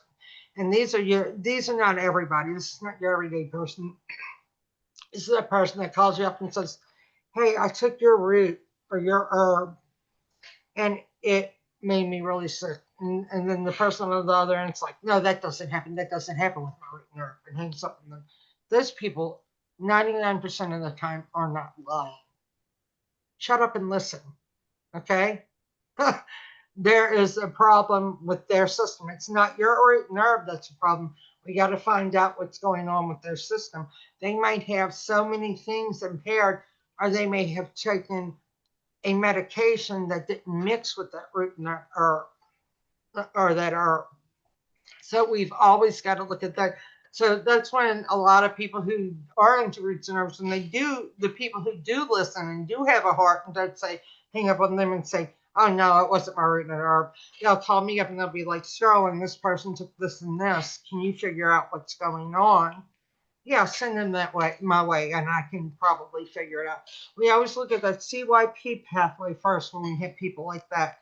And then that is when we go to methylation. But even though we're going to methylation, we also look at pathways like the pentose phosphate pathway, or like the glyoxylate metabolic pathway. People don't realize that oxalates, that's a huge one. Some people can drink green drinks and they thrive. Other people drink green drinks and they end up with calcifications all over their arteries and end up dying and having heart attacks and strokes from them. Or they end up with kidney failure from passing out kidney stones because the calcium oxalate crystal, they do not have the proper pathways to break it down because their AGXT gene is impaired. So we've got to start listening to people so much more. And so I'm not telling this for everybody, but the people that do take the root or the herb or the vitamin and they have a bad reaction, okay, they're not making this up. Stop it, stop it, stop it. I see this all the time. "Oh, well, they're just making it up because that didn't make me feel that way." Well, you know what? One day something's going to make you feel really bad, and I hope somebody doesn't treat you that way. All right? We have got to start listening to people. I mean, it's happened to me. I mean, how many people out there can do mullein leaf? A lot of people can do mullein leaf. I do mullein leaf. You're going to have me within 10 minutes. You're going to have to get me 4 Benadryl, not 2, but 4 Benadryl. You're going to have to give me 4 milligrams of some kind of clonazepam. And then you're going to have to give me a fast-acting Clonidine. Clonidine. Maybe 1 or 2 fast-acting Clonidines in order for me not to have a heart attack on the kitchen floor. Okay? So, what went wrong in my body for that to happen? We got to figure that out. All right? We got to, as alternative and holistic practitioners, because I see the arrogance and the ego on not only the allopathic side, but the holistic side. We've got to stop and listen to our people. We've got to listen to them. They're not making this stuff up.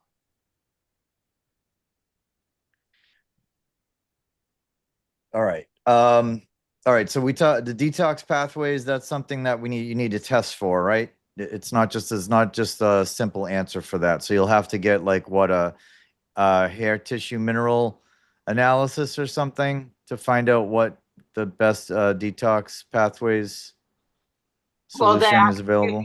You can do homocysteine, you can do methylmalonic acid, vitamin B12. You can do just different, all kinds of different tests. There's different routes. You can go with hair mineral analysis and stuff like that too. So there's different routes you can go. It just all depends on what that person wants to go on. Okay. Okay. And then in the chat, people are asking about iodine. I do 2 drops of Mary Ruth's iodine every morning. I stopped doing my thyroid medicine because it wasn't even working. And I just do 2 drops of iodine. What do you think about iodine? Iodine marks great. But you know, this is what I've seen.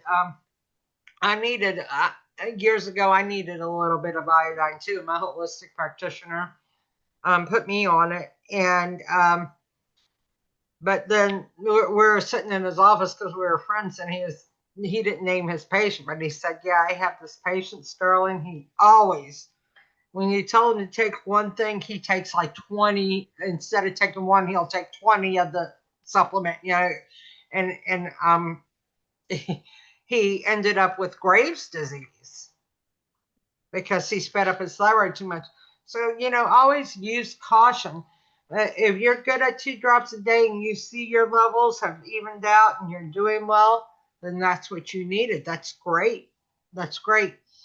But you know, what people don't understand is disease is about only 2 things: too much of something and not enough of something. Right. That's it. So, you know, I love that this person's only doing 2 drops a day. They're not like, oh, well, yeah, I did 20 drops the other day. You know, that's when people mess up. And, you know, one way to reverse Graves' disease is just taking goitrogens. Those are like your cabbage, your cauliflower, your Brussels sprouts, and eating them raw in a blender. You will cure Graves' disease. That's hyperthyroid in a heartbeat, but you don't want to lower it too much. Now, what doctor's going to tell you to go take goitrogenic foods and put in a blender and drink them to cure your hyperthyroid? No, they're not going to tell you that. They're going to go, oh, let me put you on these drugs and let me irradiate your thyroid. Right. I heard Yeah. about iodine to test for iodine. If you need iodine or not, just put it on your skin. If it absorbs right away, and you don't see it, then you need more iodine. Yeah. And if it doesn't absorb, then your body has enough. So I think it's probably good just to test your body. If that Yeah, iodine, it is. it's my heart, so much. If it disappears, then you know you need more. So then up it. Yeah. When I needed iodine is when I moved up to the Chicago area. But down here where I live in Southeast Louisiana, unless you are allergic to shellfish, you don't need iodine usually. People's iodine levels are really good here. So But before, doesn't iodine protect from radiation? Yeah. right, Or and if they're vitamin E do too. if these clouds are full of radiation, almost everyone should probably need some level of iodine. Would you agree? Oh yeah. If we're all being exposed to radiation, okay. I want to share I my, tell people real fast, people who are allergic to seafood iodine, primrose oil. Primrose oil is one of the best forms of iodine for people allergic to shellfish iodine. primrose oil. Okay. I'm going to write that down. Oh, my mother's allergic to iodine. That's perfect. Okay. Okay. I want to share my screen. I want to show you guys. This is a video that I took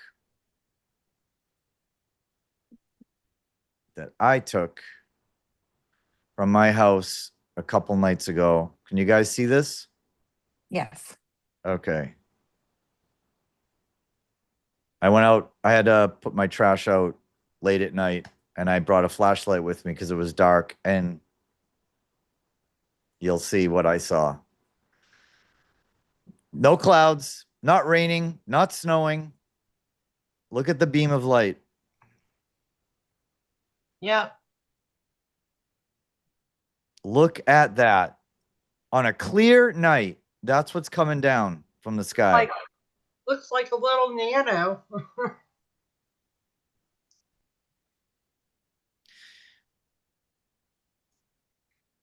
Yeah. Wow.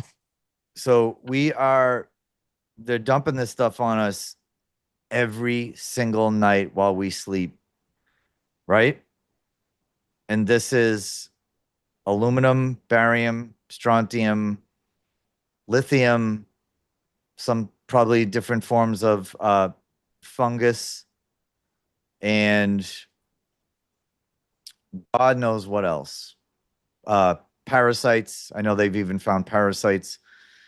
So Sterling, just general question. Don't want to take a lot of time on this, but what air purifiers, right? Obviously, if you can afford a good air purifier, but what do we do to get this crap out of our bodies? Well, eating right, eating right. A lot of people like to go like totally ketogenic and only eat meat and stuff, and then they start feeling bad because guess what? They don't have the chlorophyll from the leafy greens. Chlorophyll is what cleanses the body, right? Cleanses the liver. Um, so eating balanced, eating right, prayer, fasting. I mean, fasting has been proven. Look, we have had people that have went into prayer and fasting 5 days before chemo and just did water, and then they go and they go get chemo, and guess what? They do not vomit, they do not get sick, they do not get poisoned, their hair doesn't fall out their head. You know why? Because when you pray and when you fast, you put a barrier like that piezoelectric barrier I'm telling you about that holds your soul in your body. You put that piezoelectric barrier against around every healthy cell in your body, and the chemo only kills the bad things. And only kills the bad things. I'm not telling people to go get chemo because there's better choices, but that's the way it works. It's called The Science of Fasting. Go watch the documentary. But The science of fasting. yeah, it's like the watabiacronym.com that my friend Rob Gorley created. Y'all played that video of that guy in Florida with the water and stuff, and I'm like, hey, that's my friend Rob Gorley, and you can drink a liter of wata, 2 liters a day before chemo for 5 days, and you're not gonna get sick. You're not gonna get sick. Okay, so the that's I wanted to get into the water. Reverse osmosis, but as if you do reverse osmosis, you have to replenish your minerals, correct? Yeah, but I mean, I do. I I like to do distilled water, and I'm going to tell you why. Okay, because we have found people that are on high pH alkaline water, they don't absorb any nutrients from their food. They end up with leaky gut. But people who drink more acidic distilled water, so I tell people who are drinking high pH alkaline water not to drink it 2 hours before or 2 hours after you eat. If you are going to drink water 2 hours before within that 4 hour window of eating that meal, you want it distilled.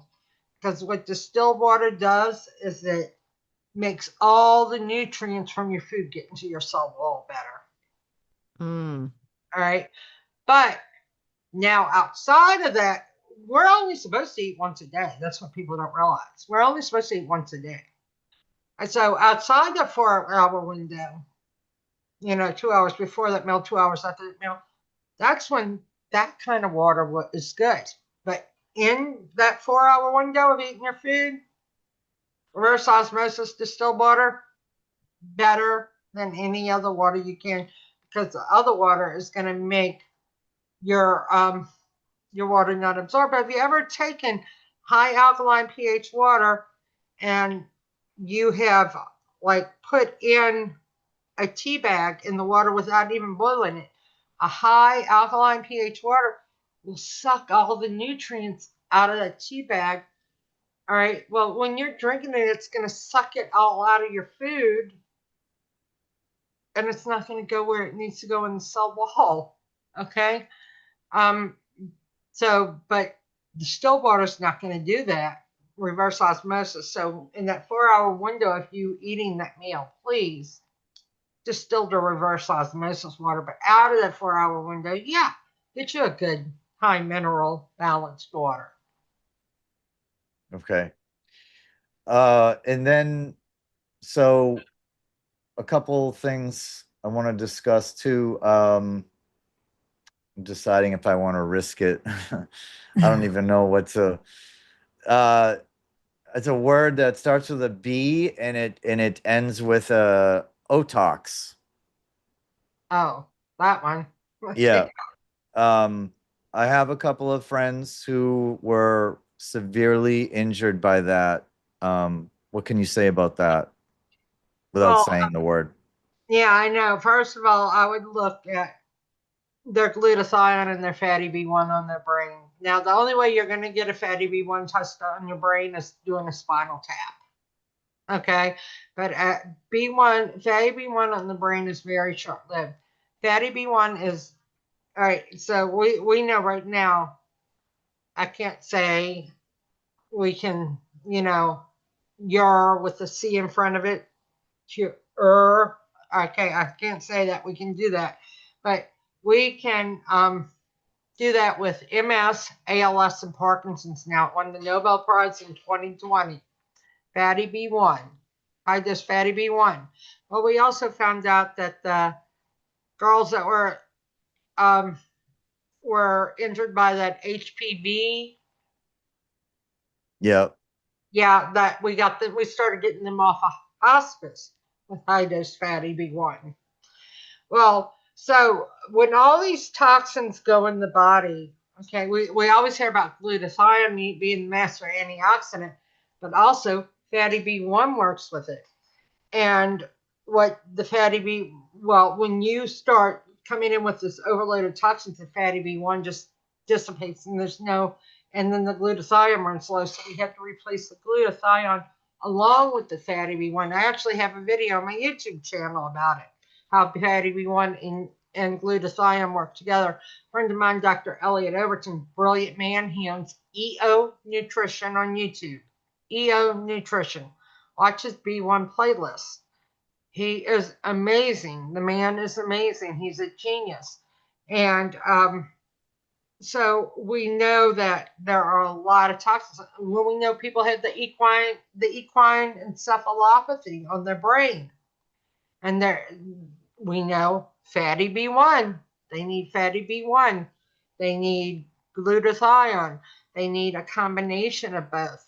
So I know that I look back at it now, like 30, 40 years ago when I was a kid about 40, 50 years ago. When I was a kid about 50 years ago, what we used to do is we used to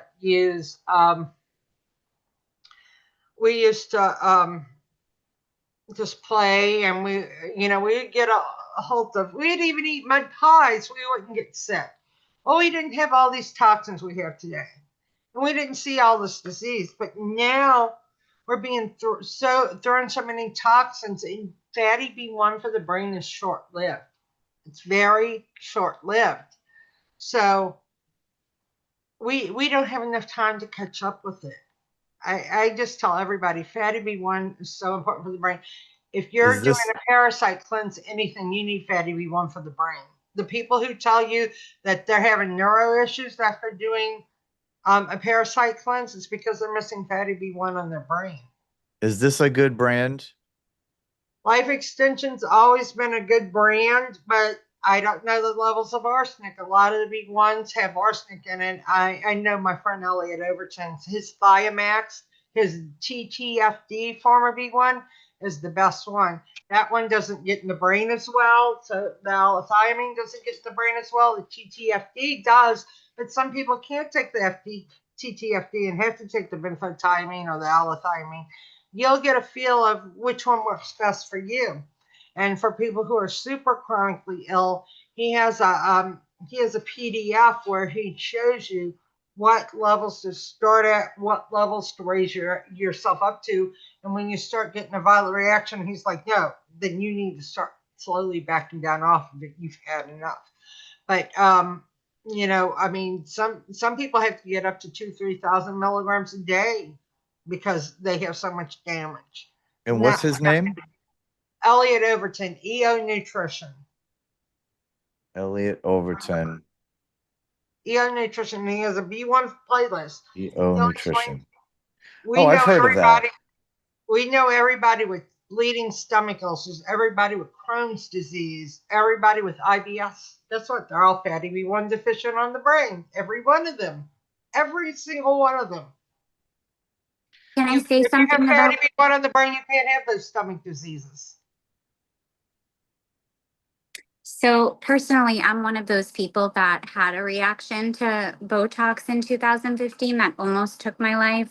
And when I looked into it, and it has human albumin in it. So is that like human blood where you're also getting like someone else's diseases? Yeah, human albumin, it's Yeah. part of their blood cells. Yeah. So like they're not really So when did screening. you They're have this? When did you have this? right here in 2015, and it almost Oh, took my life right on the table during injection. oh my God. Saw all black. He paralyzed my two coagulator muscles, and then when he went in right here, it went down and punctured something near I think it was my heart or my lung, and I stopped breathing, and I saw all black, and I just prayed to God in my head because I couldn't talk, and I just said, please God, don't take me like this. And at the time, I was taking care of my little cousin, and she needed me, and I knew that I was going to wake up from this, but I didn't know like how much pain I would be in. And I mean, I suffered for many years from this. And I haven't fully recovered, but I'm so much better. I have so much, it's been 11 years now. But it took so much Oh. of my life. It took all my family's Well, if finances. you ever want to call me and talk to me, and I mean, I'll go over your lab work with you, everything, see what I see. Oh my gosh, oh, I yeah, feel sad for people that actually think that it's a beauty treatment because I mean, I had my own business. I'm an esthetician. I'm in the beauty industry for 27 years, and it's so normalized now. Like people really do think like they need it. They can't go without it. And it becomes an addiction, and people's faces are disfigured now. oh It's yeah. and their bodies are just filled with these poisons. I And remember, I remember once, just about a year ago, going to the dentist, and they had to do some dental surgery on me, so they were just giving me a little drug down an IV, but apparently I was still awake, but I didn't remember saying this until they told me. But it was a dentist office that does Botox and lip injections. And apparently, when all the nurses and the dentist was looking over me, I told them they all looked like freaks, that they all had puffy fish lips and paralyzed faces. I was telling them all kinds of stuff. I was like, I mean, I guess when you're on drugs, but it's like you're saying, it's being normalized.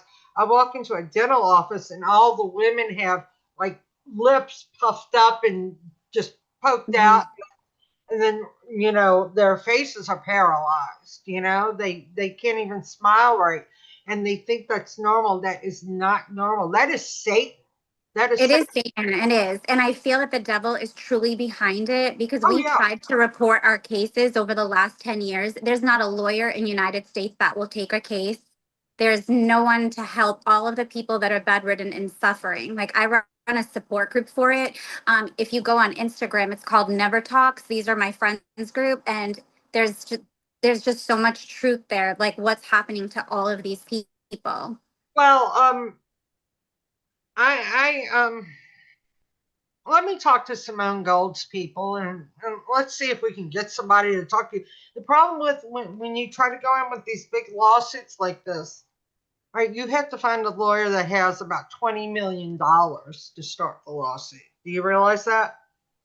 Yeah, That's the I do problem. now. Yeah, like my friend David, he wants to take on so many of these cases, but he's not fit to do it. He doesn't have that kind of money. Well, I mean, I don't want to sue or anything now. I called the surgeon and I forgave him. And I just honestly, I just want healing now, like complete healing for what this did, and I'm so much better and I'm helping people in the groups heal. And honestly, we all have Lyme, mold, like, we have all the things now. So I don't know if the Botox just shut down the immune system or like did something where Oh, the it did. toxin came It into the definitely body. did something. It definitely did something, and that's what you got to figure out. And what did it for you was another pathway than it did it for your other friend that has the same thing going on. This is why what we've got to look at. That's why I hate when people get a book on how to cure MS, eat this diet. No, that diet will kill certain people, you know. But it's just where is your path, where your pathway shut down in your body is what needs to be figured out. That's um, I just feel so bad for you. That is just so horrible. What people don't realize is that, guys, age gracefully. Look, Yes, amen to that. look. Absolutely. I just gave up the black hair dye. Look, the dark brown hair dye. Look, my hair's gray up front. Yeah. Some of us had to learn that lesson the hard way. Yeah, I've never been one for tattoos. I don't. When I found out what jewelry was about, I started taking off earrings and necklaces and stuff like that. When I found out diamonds are dead things, you're wearing death. I was like, no, I'm not wearing diamonds anymore. But everybody goes through their what works for one doesn't work for another, but I had to get rid of all that stuff. I'm glad I never got tattoos and stuff like that. I mean, just when you read the Bible now, you're like, like one of my sons, he started having his tattoos removed when he started reading the Bible. And, oh, this is a sin. I got to remove this, We don't know because we're so hypnotized here. I went down some bad paths. I left Christianity for a while, and I mean, I actually dated a voodoo priest, one of only two white ordained voodoo ministers in the world. I mean, but you know what? God got me back on path.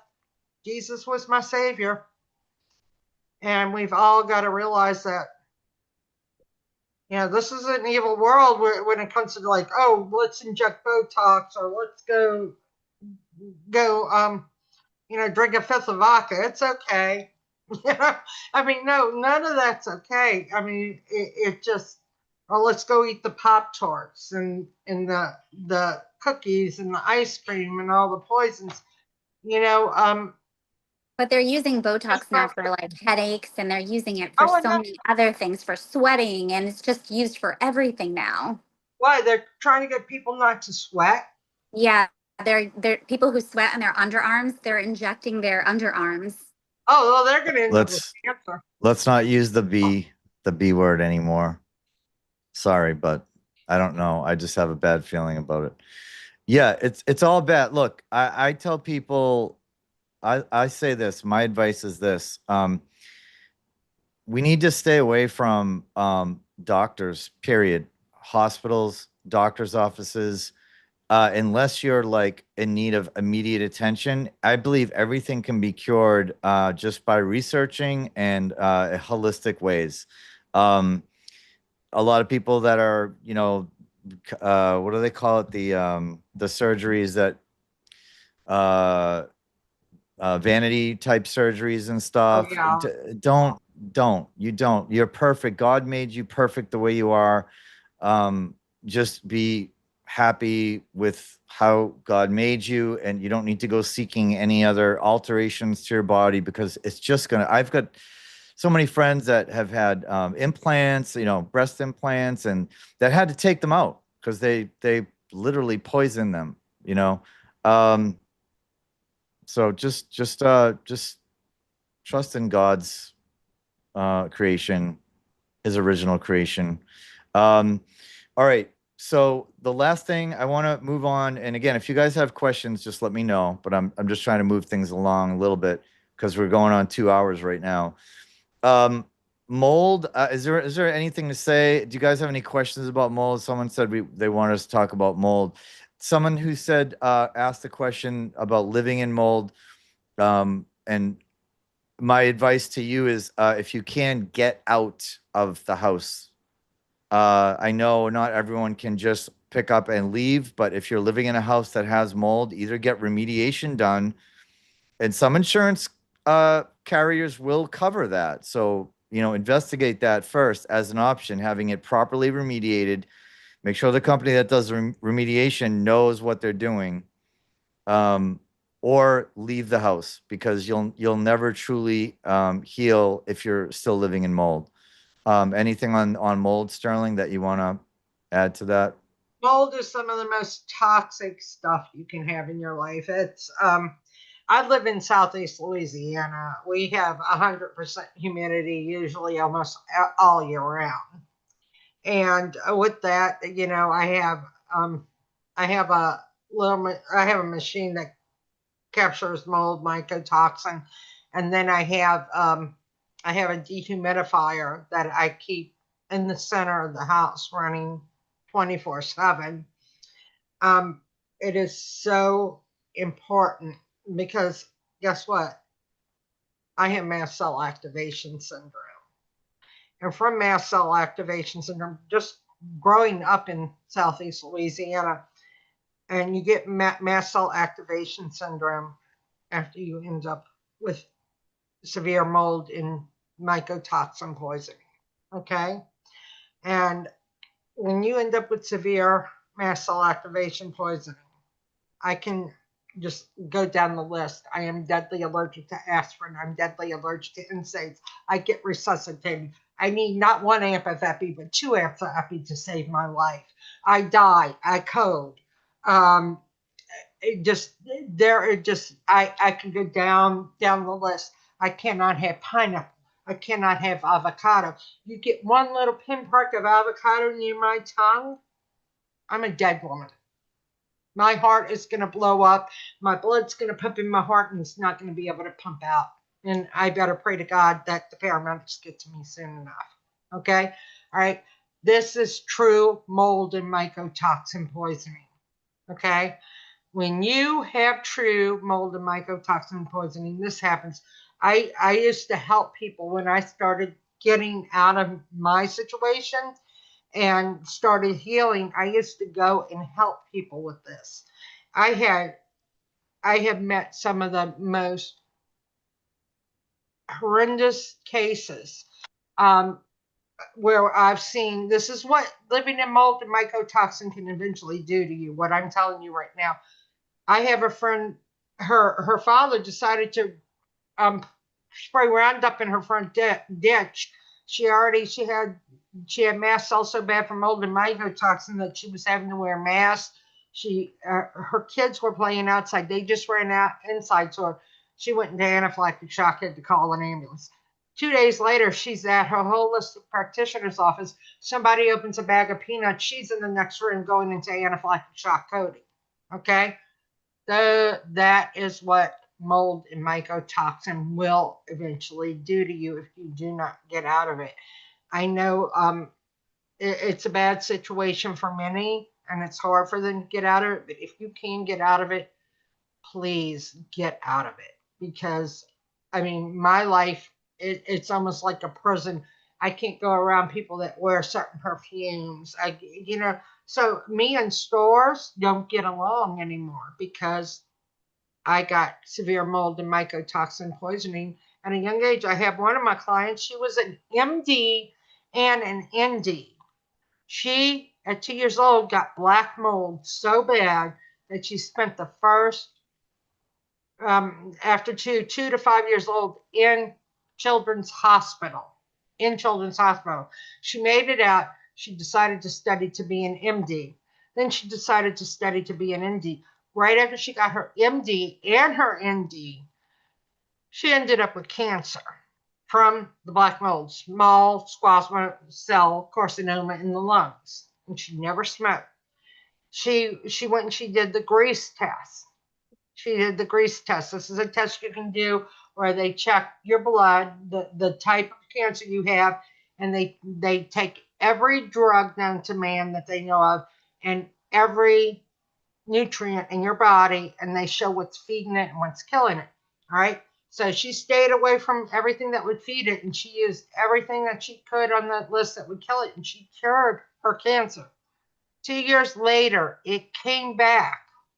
And this is where you know cancer is parasitic. Okay? Because cancer, you know what they tell you. Can we not say that word? Oh, Sorry. okay. Sorry. So those cells, those C cells, what they are, Okay, what they are, they're not supposed to be smart. But we know that parasites are smart, okay? And she went and she did this grease test when she got cancer back a few years later. And everything that it said that would kill this C in her body, she had violent seizures too. So the C supposedly got smart and made antibodies. We know that that would not happen with C, but we know that happens with parasites. So do you see how we know that this is parasitic versus everybody's got the big C? Now sometimes it is C. All right, like when you have mast cell activation syndrome, you're going to produce big tumors sometimes, and it's not always parasitic. Interesting. Yeah. Now, not all mold is visible, so you can do tests on your home. I had to do it as well. I had to do it was by List Biotech in Texas, and they sent me something in the mail, and I just had to swab my entire home, and that's where it showed. Do you recommend doing that? No, that's actually the one we got from my son when he just left all his furniture and stuff. My grandson was on the way. They just got done with his baby shower, and they opened up a laundry room, and they when they opened it up, that's where they had all the baby stuff stored. Everything was covered in black mold in one day. One day it took for black mold to overcome their house. And they did the test that you just mentioned out of Texas. And oh man, the mold was just so bad. The guy called me up and he told me, your kids just need to leave everything. They need to start all over. And they had to start all over because sometimes you can bring it into your next home. Yeah. And I want to say, so Andre in the chat had a couple of great I guess they call them super chats. Sorry, I don't know what those are. But I gotta be careful how I word this. Ivor slash rhymes with pectin. And I can't say the other C word. The URES with the C at the beginning will solve acne dermatosis, which is like adult acne, and it's caused by a parasite. And he says the Ivor to the word that sounds like pectin will solve that. So great advice there, Andre. And then regarding mold, Andre also had another great tip. Dehumidifier, and I agree with this. Dehumidifier is the best remedy against mold because mold will literally grow and the relative humidity level is above 65%. I say to be safe, try to keep the humidity under 50%. Okay, but mold will, it doesn't even matter if you have a leak or if there's a flood, mold will grow out of thin air. Okay, if the humidity level is above 65%, but to be safe, I say 50%. Get a whole house dehumidifier if you can, because the ones you buy at Home Depot, those you have to keep emptying them, and they don't really do a thorough job of the whole house. So Well, and now in the South, we usually have whole house dehumidifiers hooked to our air conditioning systems, but we also have to use additional dehumidifiers because the humidity is so severe where I live that you sometimes need a couple detachable dehumidifiers on top of the whole house dehumidifier. So it all depends on where you live too. right, yeah, get a humidity detector. They're not that much. It'll tell you what the relative humidity level is, and you can bring it into each room in your house and find out which rooms need it the most. Now, Andre mentioned something else real quick. You have to clean your dehumidifiers weekly. And I know I had to clean my dehumidifier. There was mold growing in the dehumidifier, not only with where the water is, not only in the bucket that collects the water, but underneath the bucket as well as behind it. So, when you pull the bucket out to empty it, yeah, there was mold. And then there was mold on the bottom of the machine too. So he says use citric acid followed by soap plus bleach. I don't recommend using bleach to clean mold. It actually, and Make 'em maybe, black. yeah, I thought citric acid was made of mold. It is black GMO corn. Yeah. yeah. Black So GMO corn. yeah, Andre, we're not sure if that's the best way to clean mold. I say white distilled vinegar or borax, I use even peroxide. hydrogen peroxide. Yeah, 3% hydrogen peroxide, undiluted. Probably the best way to clean mold. Okay, go ahead. Someone had a question. Tony, I was just going to say anyone who thinks that they have mold like in their blood, they could just do the urine test. You can just have it sent to your home. I think Real Time Labs does it. Yeah. Okay. I had a question, but would you, because we brought up the ver, you know the rest, is that recommended for the C? Yes, I'll say my answer is yes. And guys, let's again, yeah, the I word too. That's another one we can't say. We'll get shut down right away.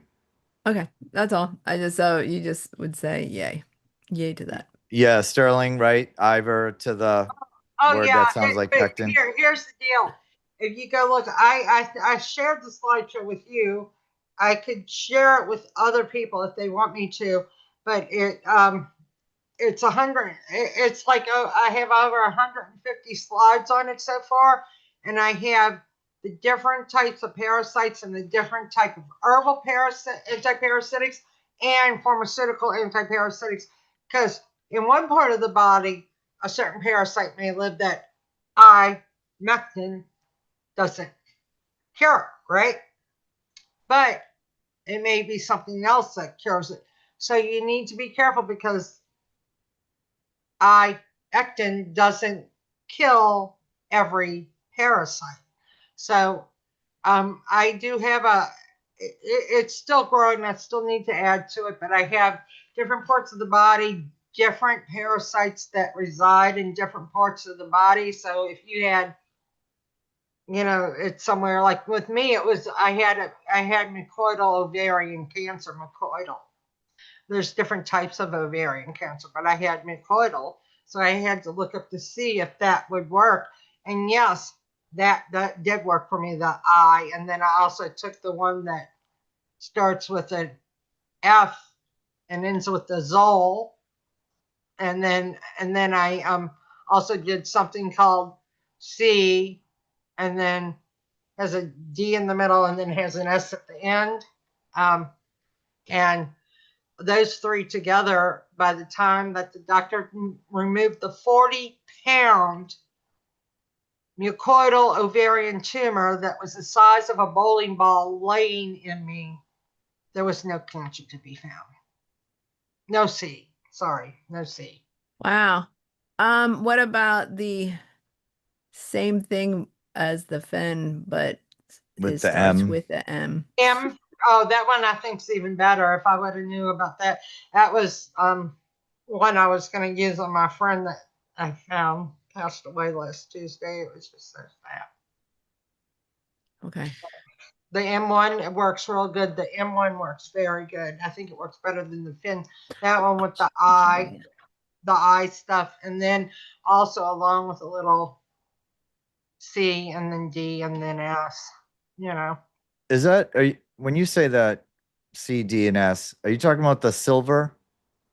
No, I'm Colloidal- talking about the bleach. Yeah. Oh, It's- okay, yeah, yeah. yeah, I don't want to say it too much. yeah, You know? yeah. What Trump was starting to Yes. promote, and then he stopped and told everyone to do the opposite. Yeah. Well, when you look, it says that chlorine in a swimming pool can kill COVID. Yeah. What a joke that whole thing was. But let's not go down that rabbit hole. Speaking of the silver colloidal,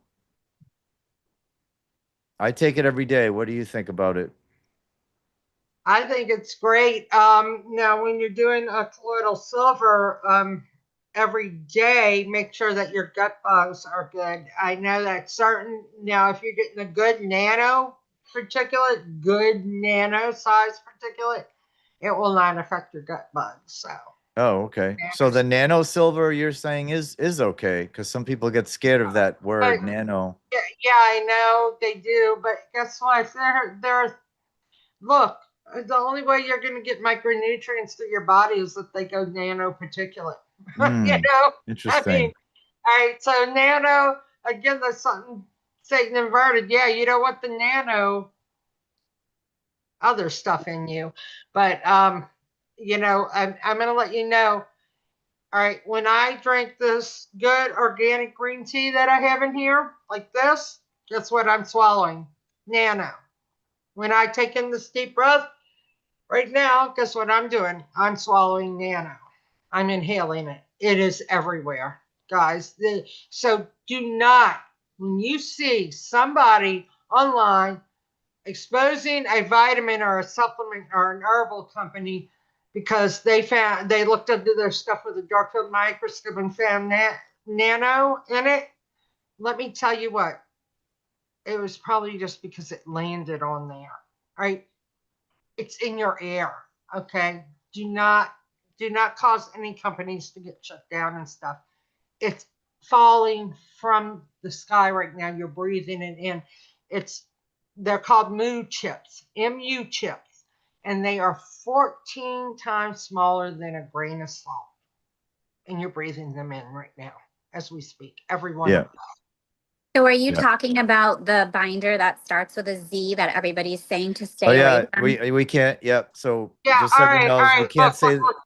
no Z word. No Z word will guarantee that it's the end of All right. BTETV. All right.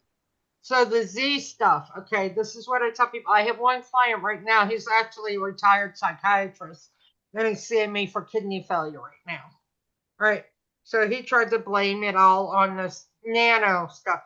All right, guys, I can put anything under a microscope right now, and it's going to have nano in it. That's just the way it is. Okay. All right. But let me tell you where I have a problem with Z. I do it, but I don't have kidney issues. Okay. If you ever use the Z stuff long term, please keep an eye on your kidney levels. Okay? Let me tell you what that stuff does. All right? They use it in certain vaccines to push shit into the cell wall, stuff garbage into the cell wall. Okay? Now, what that Z does though is when it pulls out all these heavy metals and these toxins, guess where it goes to? Through the kidney. Okay? So if you Mm. have a huge toxic overload and you use this stuff, your kidney can be shut down. I have one, two, three, no, just two people right now. Two people right now with kidney failure. Okay? One of them, we definitely know it was from the Z. One of them, we definitely know it was from the Z. I had a doctor years ago. She told me she stopped using Z on people because they started having panic attacks and stuff. Well, they were dumping all their potassium and their minerals out of their kidneys, and some of them started going into their kidney markers were getting high, like they were getting ready to go into kidney failure.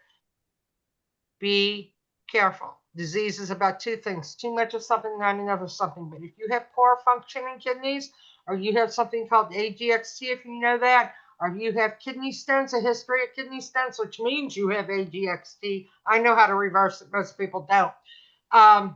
Do not do it. Okay. Andre said by US made reverse osmosis plus catalytic carbon filters. Home Depot has US made. APEC, do not use Chinese reverse osmosis systems. They are poison. Oh, wow. Yeah, the Chinese stuff, got to be careful even of the US stuff though, in my opinion. But All right. Just last thing, and Sterling, you were telling me about a gentleman that removes demonic attachments from people, and I don't want to spend, it's already 2.5 hours, but can you just recap that conversation we had a little bit, what that gentleman did, what he found when sick people came to him? With cancer. Yeah. Let's The, see. I'm sorry. yep, that's all I, right. We've already said it about 50 times, so I know. I deal. A lot of people come to me who have C. So, all right. So anyway, so I'm just used to saying the word. oh no, it's okay. I slipped too. Slips. No All judgment. right. So anyway, so all right. I had about 10 years ago, my good friend Dr. Wendy Myers. She she was doing NES on me. They were looking at the blockages and stuff. We got every blockage fixed in me with, and what they would do is send frequencies to water, and you would do certain frequencies and waters at certain times of the day, and and then every week you'd look and look. Well, we could not get one place we could not get unblocked was my heart. And she said, Sterling, she said, I know you're doing the right thing at home and stuff, but there is something spiritual going on because this is not everything we've done. It has to be something spiritual going on. So she had this guy call me up. This man, he's really he was amazing. We'll just call him Bob. Okay, he doesn't work anymore. He's retired. And anyway, um, he had called me, talked to me for a minute, told me to send him a picture of me from the waist up, front and back, clothes on. So I did, and then he sent it back, and he pointed out it was here. Let me try it. It was like right here, here, and here on the left side of me in a triangle form. There was 3 dots he put on me over my heart and my left breast, and then he put them on my back too, on my backside too.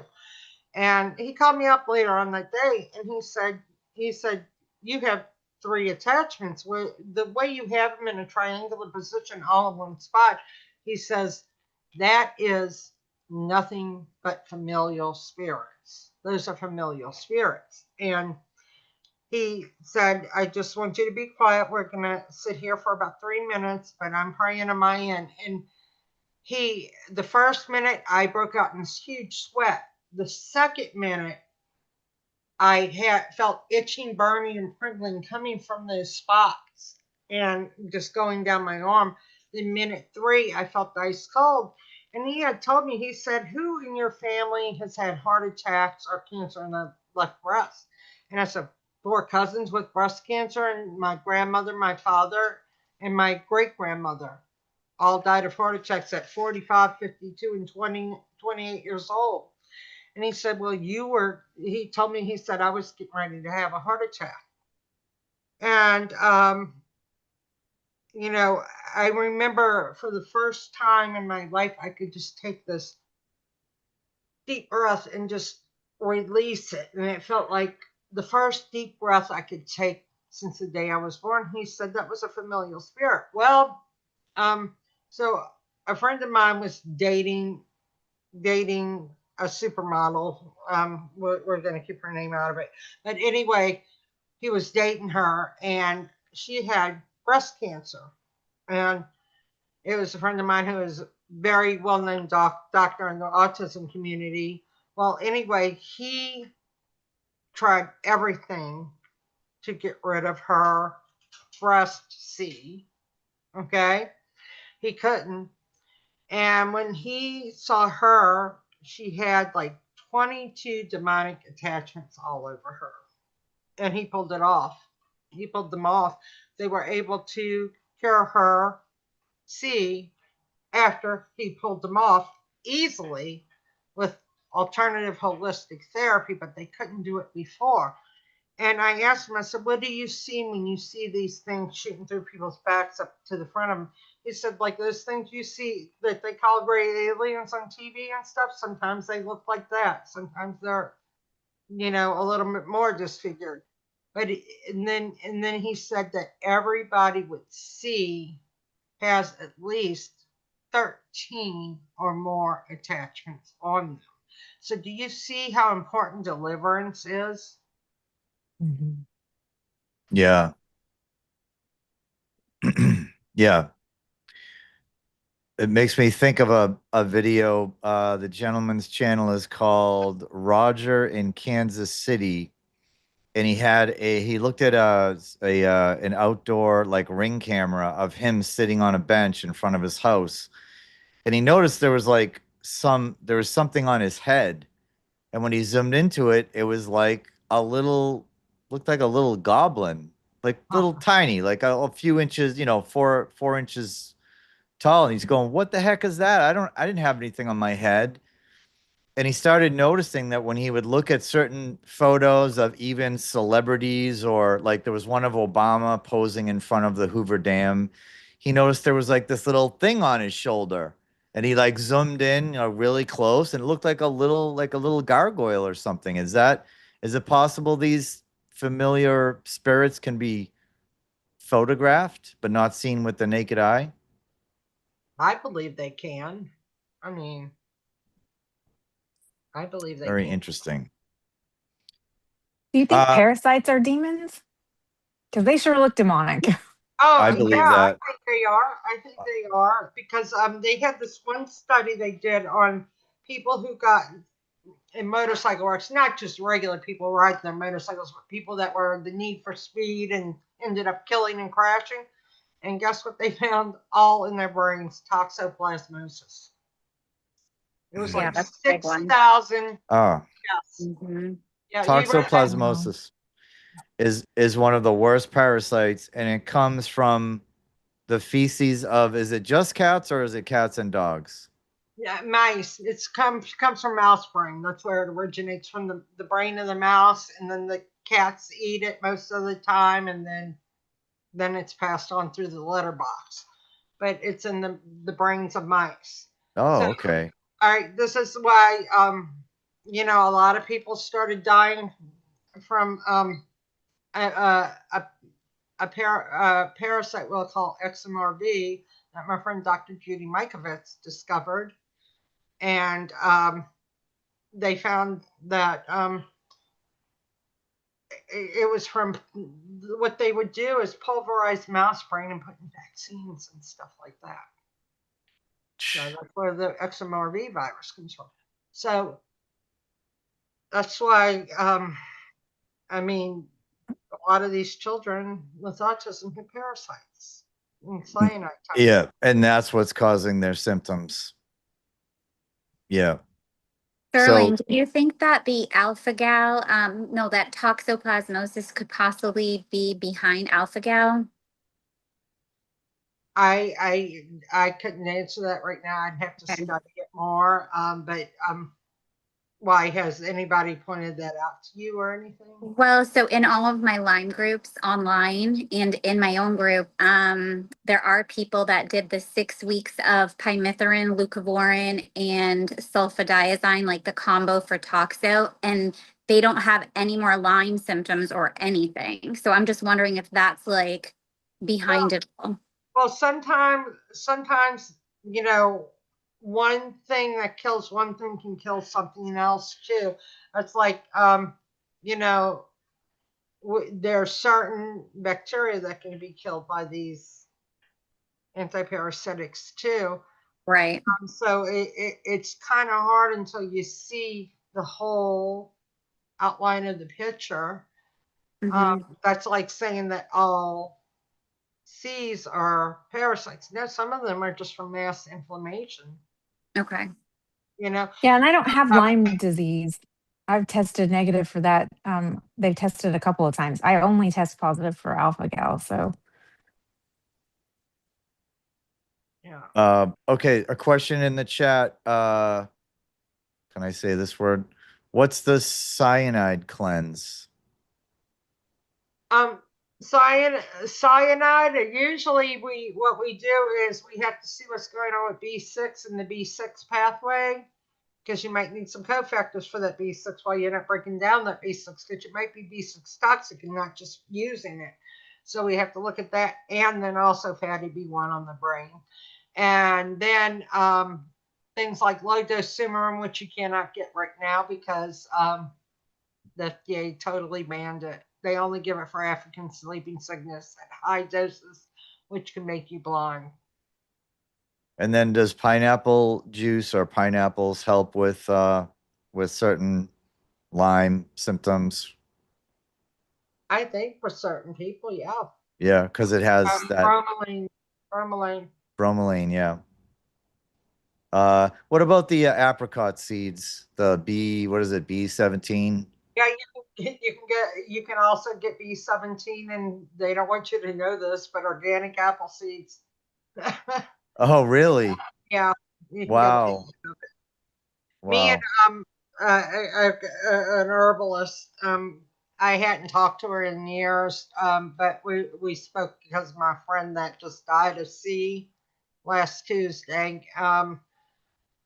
She was trying to help me with her, and yeah, she was like, yeah, people don't realize that you're not going to get as much in an apple seed, but if you can't get any good apricot seeds, you can do that. I've got a Wow. bag of apricot seeds in my house. I've got probably about 200 C carrots in this house. Oh, wow. Yeah. All right. So how many Before a day should you eat of the apricot seeds? I would have to look it up because I mean, even though I'm a practitioner, I have never used them, but I have them here for, hey, emergency use. Yeah, I heard no more than 2, but we probably shouldn't get much into that either because those are, you No. know. Uh, okay, so before we close for the evening, I want to give everyone a chance to ask Sterling if they have any last questions or anything that went unanswered, and then we'll go to the chat, see if they have questions, and then we'll close it out. Yeah, I would like to know what your thoughts are on like perimenopause and like people who are having like skipped periods right now and like or excessive bleeding. Does that have anything to do with like the radiation or? Well, it can have a lot to do with radiation, but also estradiol and testosterone. Just so many things. One of the best hormonal panels that you can get out there. It's called Dutch. Okay. There's no other hormonal panel that's better than Dutch.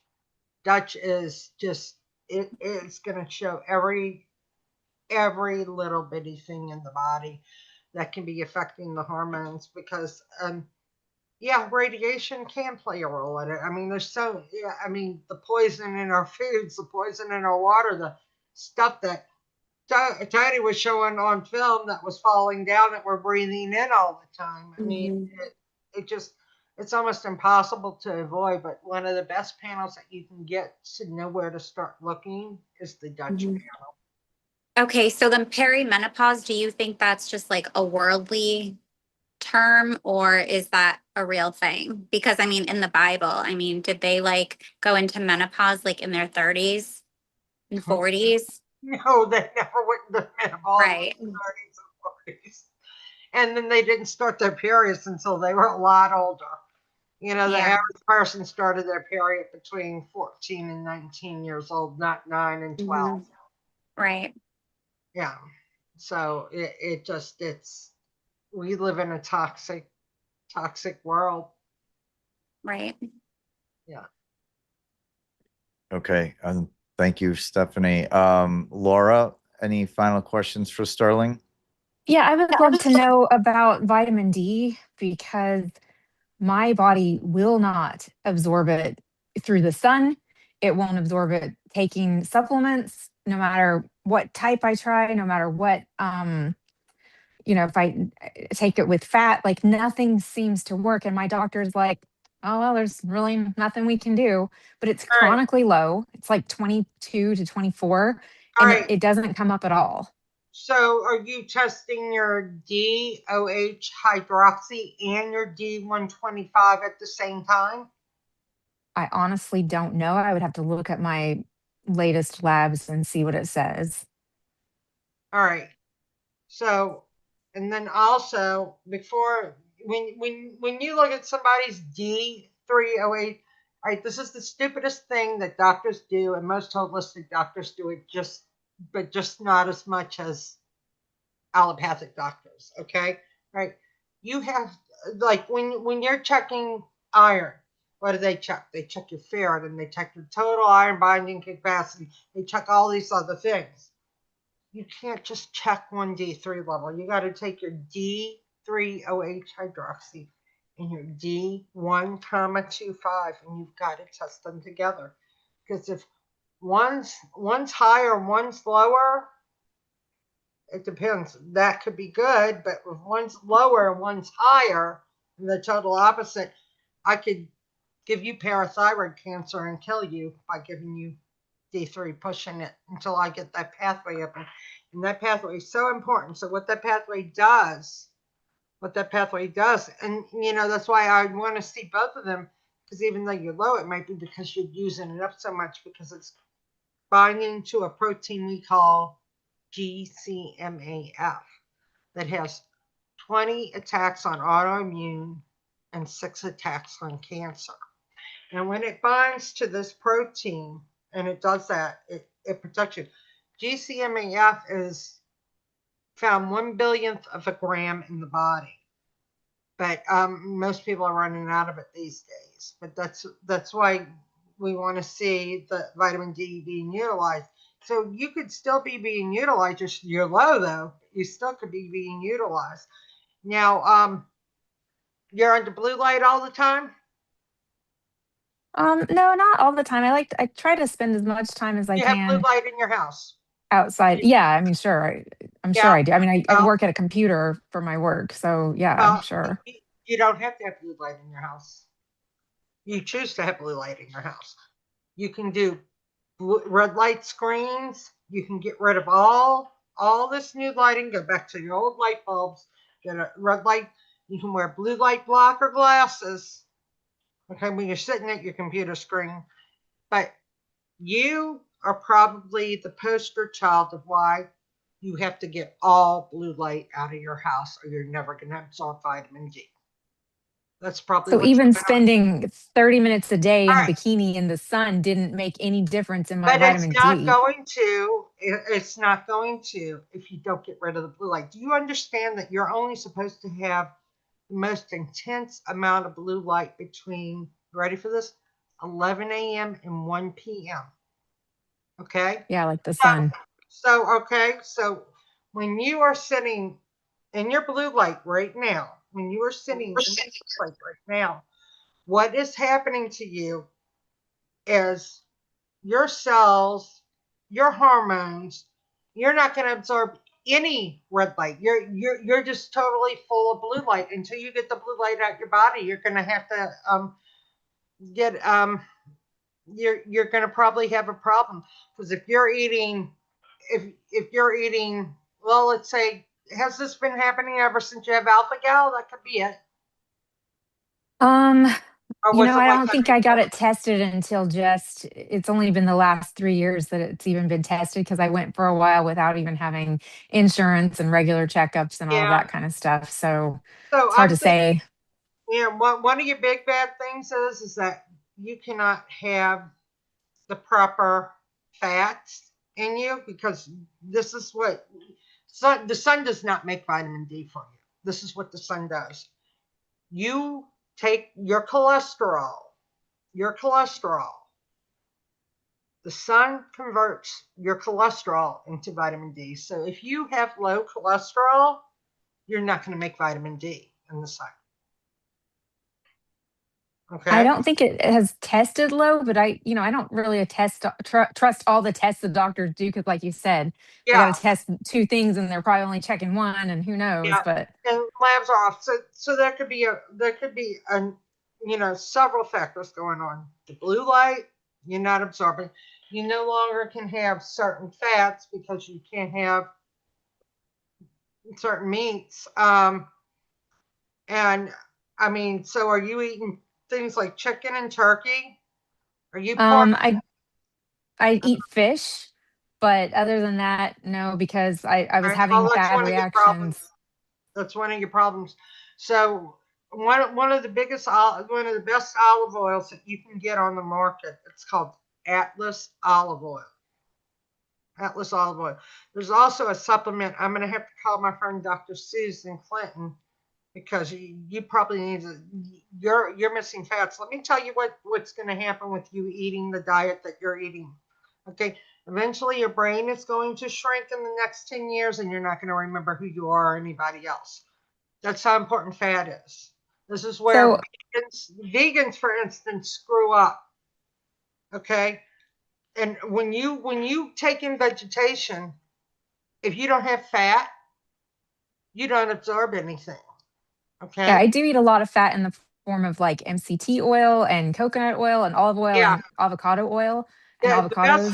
The best olive oil you can get, the best one it's called Atlas olive oil. It's grown in Morocco, and I'm going to tell you why it's so awesome. Is because in Morocco, where the olive trees grow, it's desert, so they hold on to like 1,000 times more polyphenols than any other place in the world. Their olive oil, Dr. Stephen Gundry sells this olive oil, 16-ounce bottle for $72. You can get 3 liters through Atlas olive oil for $72. That's USDA certified organic, European certified organic, cold expeller pressed. And this stuff is an amazing fat. But one thing is, so that's good. So you're telling me you pour fat, you're eating fat all the time, right? You're Yeah. these oils. So we know that's not the issue. So blue light could be one thing. And then we also have to look to see what's going on with your D3OH and your D125 hydroxy. Okay. Thank you. All right, great. And Mary Beth, any final questions for Sterling? So should we be wearing like these things? These are like blue blockers. Should and like Oh, until we get I would like to get that red light screen you're talking about, but yeah. should we be wearing Well, on your does this help? computer, you can buy the app called Iris. Oh, Iris, that's right. Yeah, Yeah. Okay. Iris, and that one is real good. But if you guys, reach out to me on email. My email is sterlingerdei, ERDEI, Sterling, STERLINGERDEI @gmail.com, and ask me for my parasite slideshow and my red light slideshow. The red light slideshow I just put together for fun, so it's not too, not as organized, but I have a parasite slideshow that's good for people to look at that are dealing with certain issues on certain organs of their body. And then I also have a red light slideshow.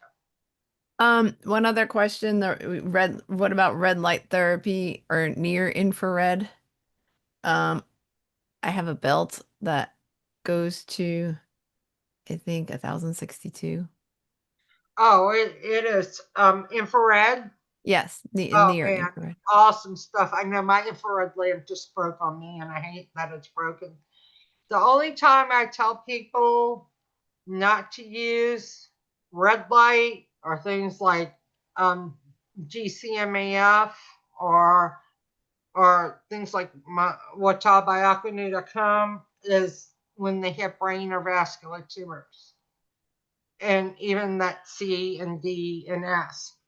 Do not use it on brain or vascular tumors because when you go in with those things, what they do is they activate stem cells. When they do, they initially cause swelling. They cause the tumor to blow up.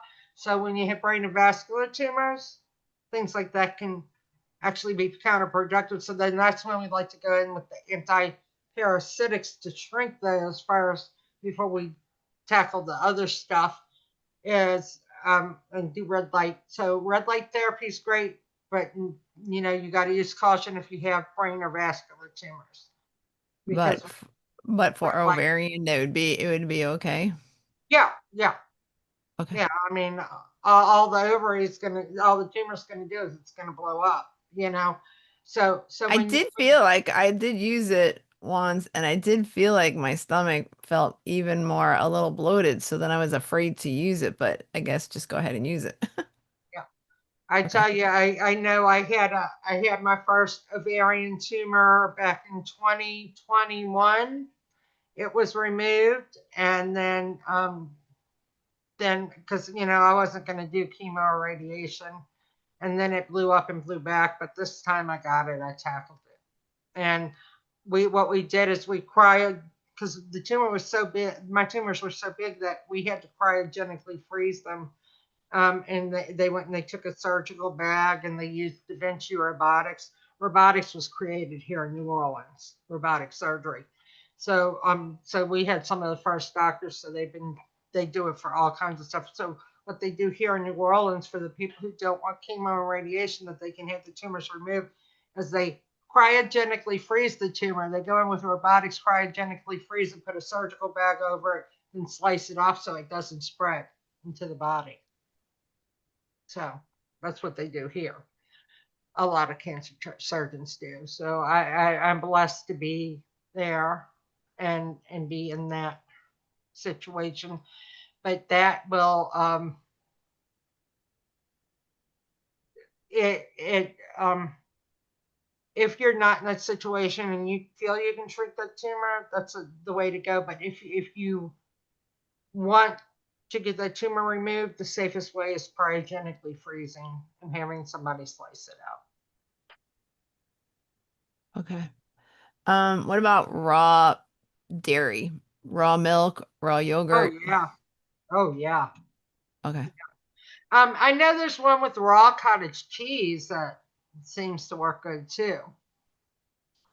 But getting colostrum in you, getting some good colostrum in you too.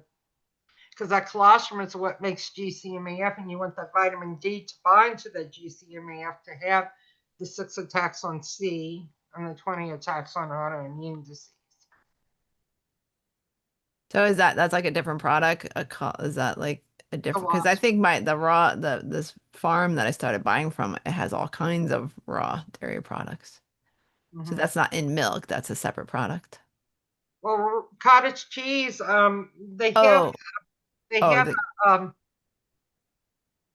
they have a recipe. I forget what else goes in it. It's also a seeder that they claim. okay. Oh. Okay. Um, yeah, and Sterling, we might have to have you come back because the questions are keep growing. But from the chat, Chris Boggs says he drinks half a gallon of raw milk a day. How is he doing? Is that good for him? Should we all be doing that?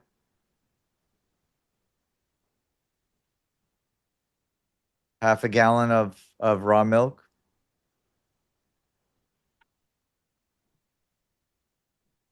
I think that's a yes, Sterling, to the raw milk. Oh, I didn't know you were talking to me. Oh yeah. I mean, if it works for him, if he's It doing can't good, hurt though, right? It I can't. mean, it can't hurt. I mean, there's so many properties in raw milk. It finally became legal here in Louisiana about 2 years ago. It was illegal here. We used to have to go over to the border to Mississippi to go pick it up. Okay. And then Trey asked about RLS. I don't even know if I know what that is. Trey, what is RLS? If you can say it without getting us shut down. Can we take raw eggs, eat raw eggs? That they're talking about that in the chat too. Yeah. Well. Anything. All right. So our immune systems.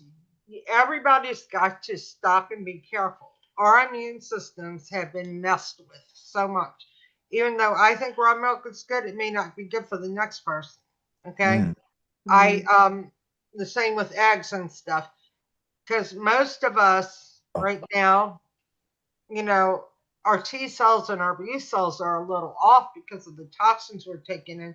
So just use things with caution. Like for example, I started feeding my dogs raw, and two of my dogs can't have raw turkey. They have seizures. When I don't feed them raw because I can't afford all the meals raw for them because I have 5 senior dogs and I'm hurting financially. But you know, so I just said, screw it. I'm not doing turkey anymore. So, but I give them raw lamb and raw hamburger meat. They do good. But I have my 2 dogs that could not have the raw turkey. They have 2 autoimmune conditions. One has meningococcal granuloma and encephalopathy, and I've kept it under control with diet. But they're given 8 days to 2 years left to live. He is now officially going on 13 years old, 11 years diagnosed with it, not dead because I do not take them to a vet to go get them. They're all there, you know. So RLS stands for restless leg syndrome. That is parasitic infection. Treat it with the I to the word that rhymes with pectin, or any other of the other things that were mentioned, the other parasite cleanses we mentioned here, like clove, black walnut, wormwood, garlic, stuff like that, colloidal silver, whatever works for best for you. Um, I think that's all the questions. And I'm gonna post. So Sterling, I can put your email in Yeah, for people to email you directly. Is that you? That's okay. yeah, they can. If any of them want my Okay. parasite or my red light in the cell wall slideshows or anything like that, they can email me. Okay. Perfect. Can we get those Braille stickers or whatever they are from you too? Yeah, yeah, you can email me and stuff. You guys email me and everything. And if any of you need my number, I'll give it to you in the email when I respond back. Thank you. You're Uh, welcome. Now it's oh, Friday, Saturday. I usually try to honor the Sabbath because it's not a law. It's actually in the fourth commandment. So I do not answer any emails on Saturday. okay. Duly noted. Last question, little season Salt and Light, by the way, who's also a little season content creator. I think I follow you on TikTok. Um, she asked thoughts on HRT for menopause. Hormone replacement therapy. Um, I would be very, very careful that anything that an allopathic doctor gives, if you were going to do that, I would find a good holistic practitioner because the stuff that they're giving at the allopathics, it, it. I think it's doing more destruction than good. Okay, great. And guys, yeah, just email. You can email me or you can email Sterling. And if there's a question that, um, if I can't answer it, I'll certainly send it on to Sterling. But you just email her directly. Sterling, any final thoughts or words of advice for anyone before we close down? Just I just want you guys to know that health journeys are very hard. I didn't go over my story with you guys, but I've broken my neck, I've fractured my skull, I've bled on the brain, I've been in anaphylactic shock, I've died, I've come back, I've had pulmonary embolism, played in the hospital for 2.5 months fighting for my life. I started my first hospitalization was the age of 2 years old where I went blind and they had to do something to reverse my vision back. Um, so, and I tell people that my journey as a healer, that's the gift God gave me as healer. And sometimes our journeys are not the easiest things to get us to where we have to be. But in that, just please be kind to everybody who's dealing with chronic illness.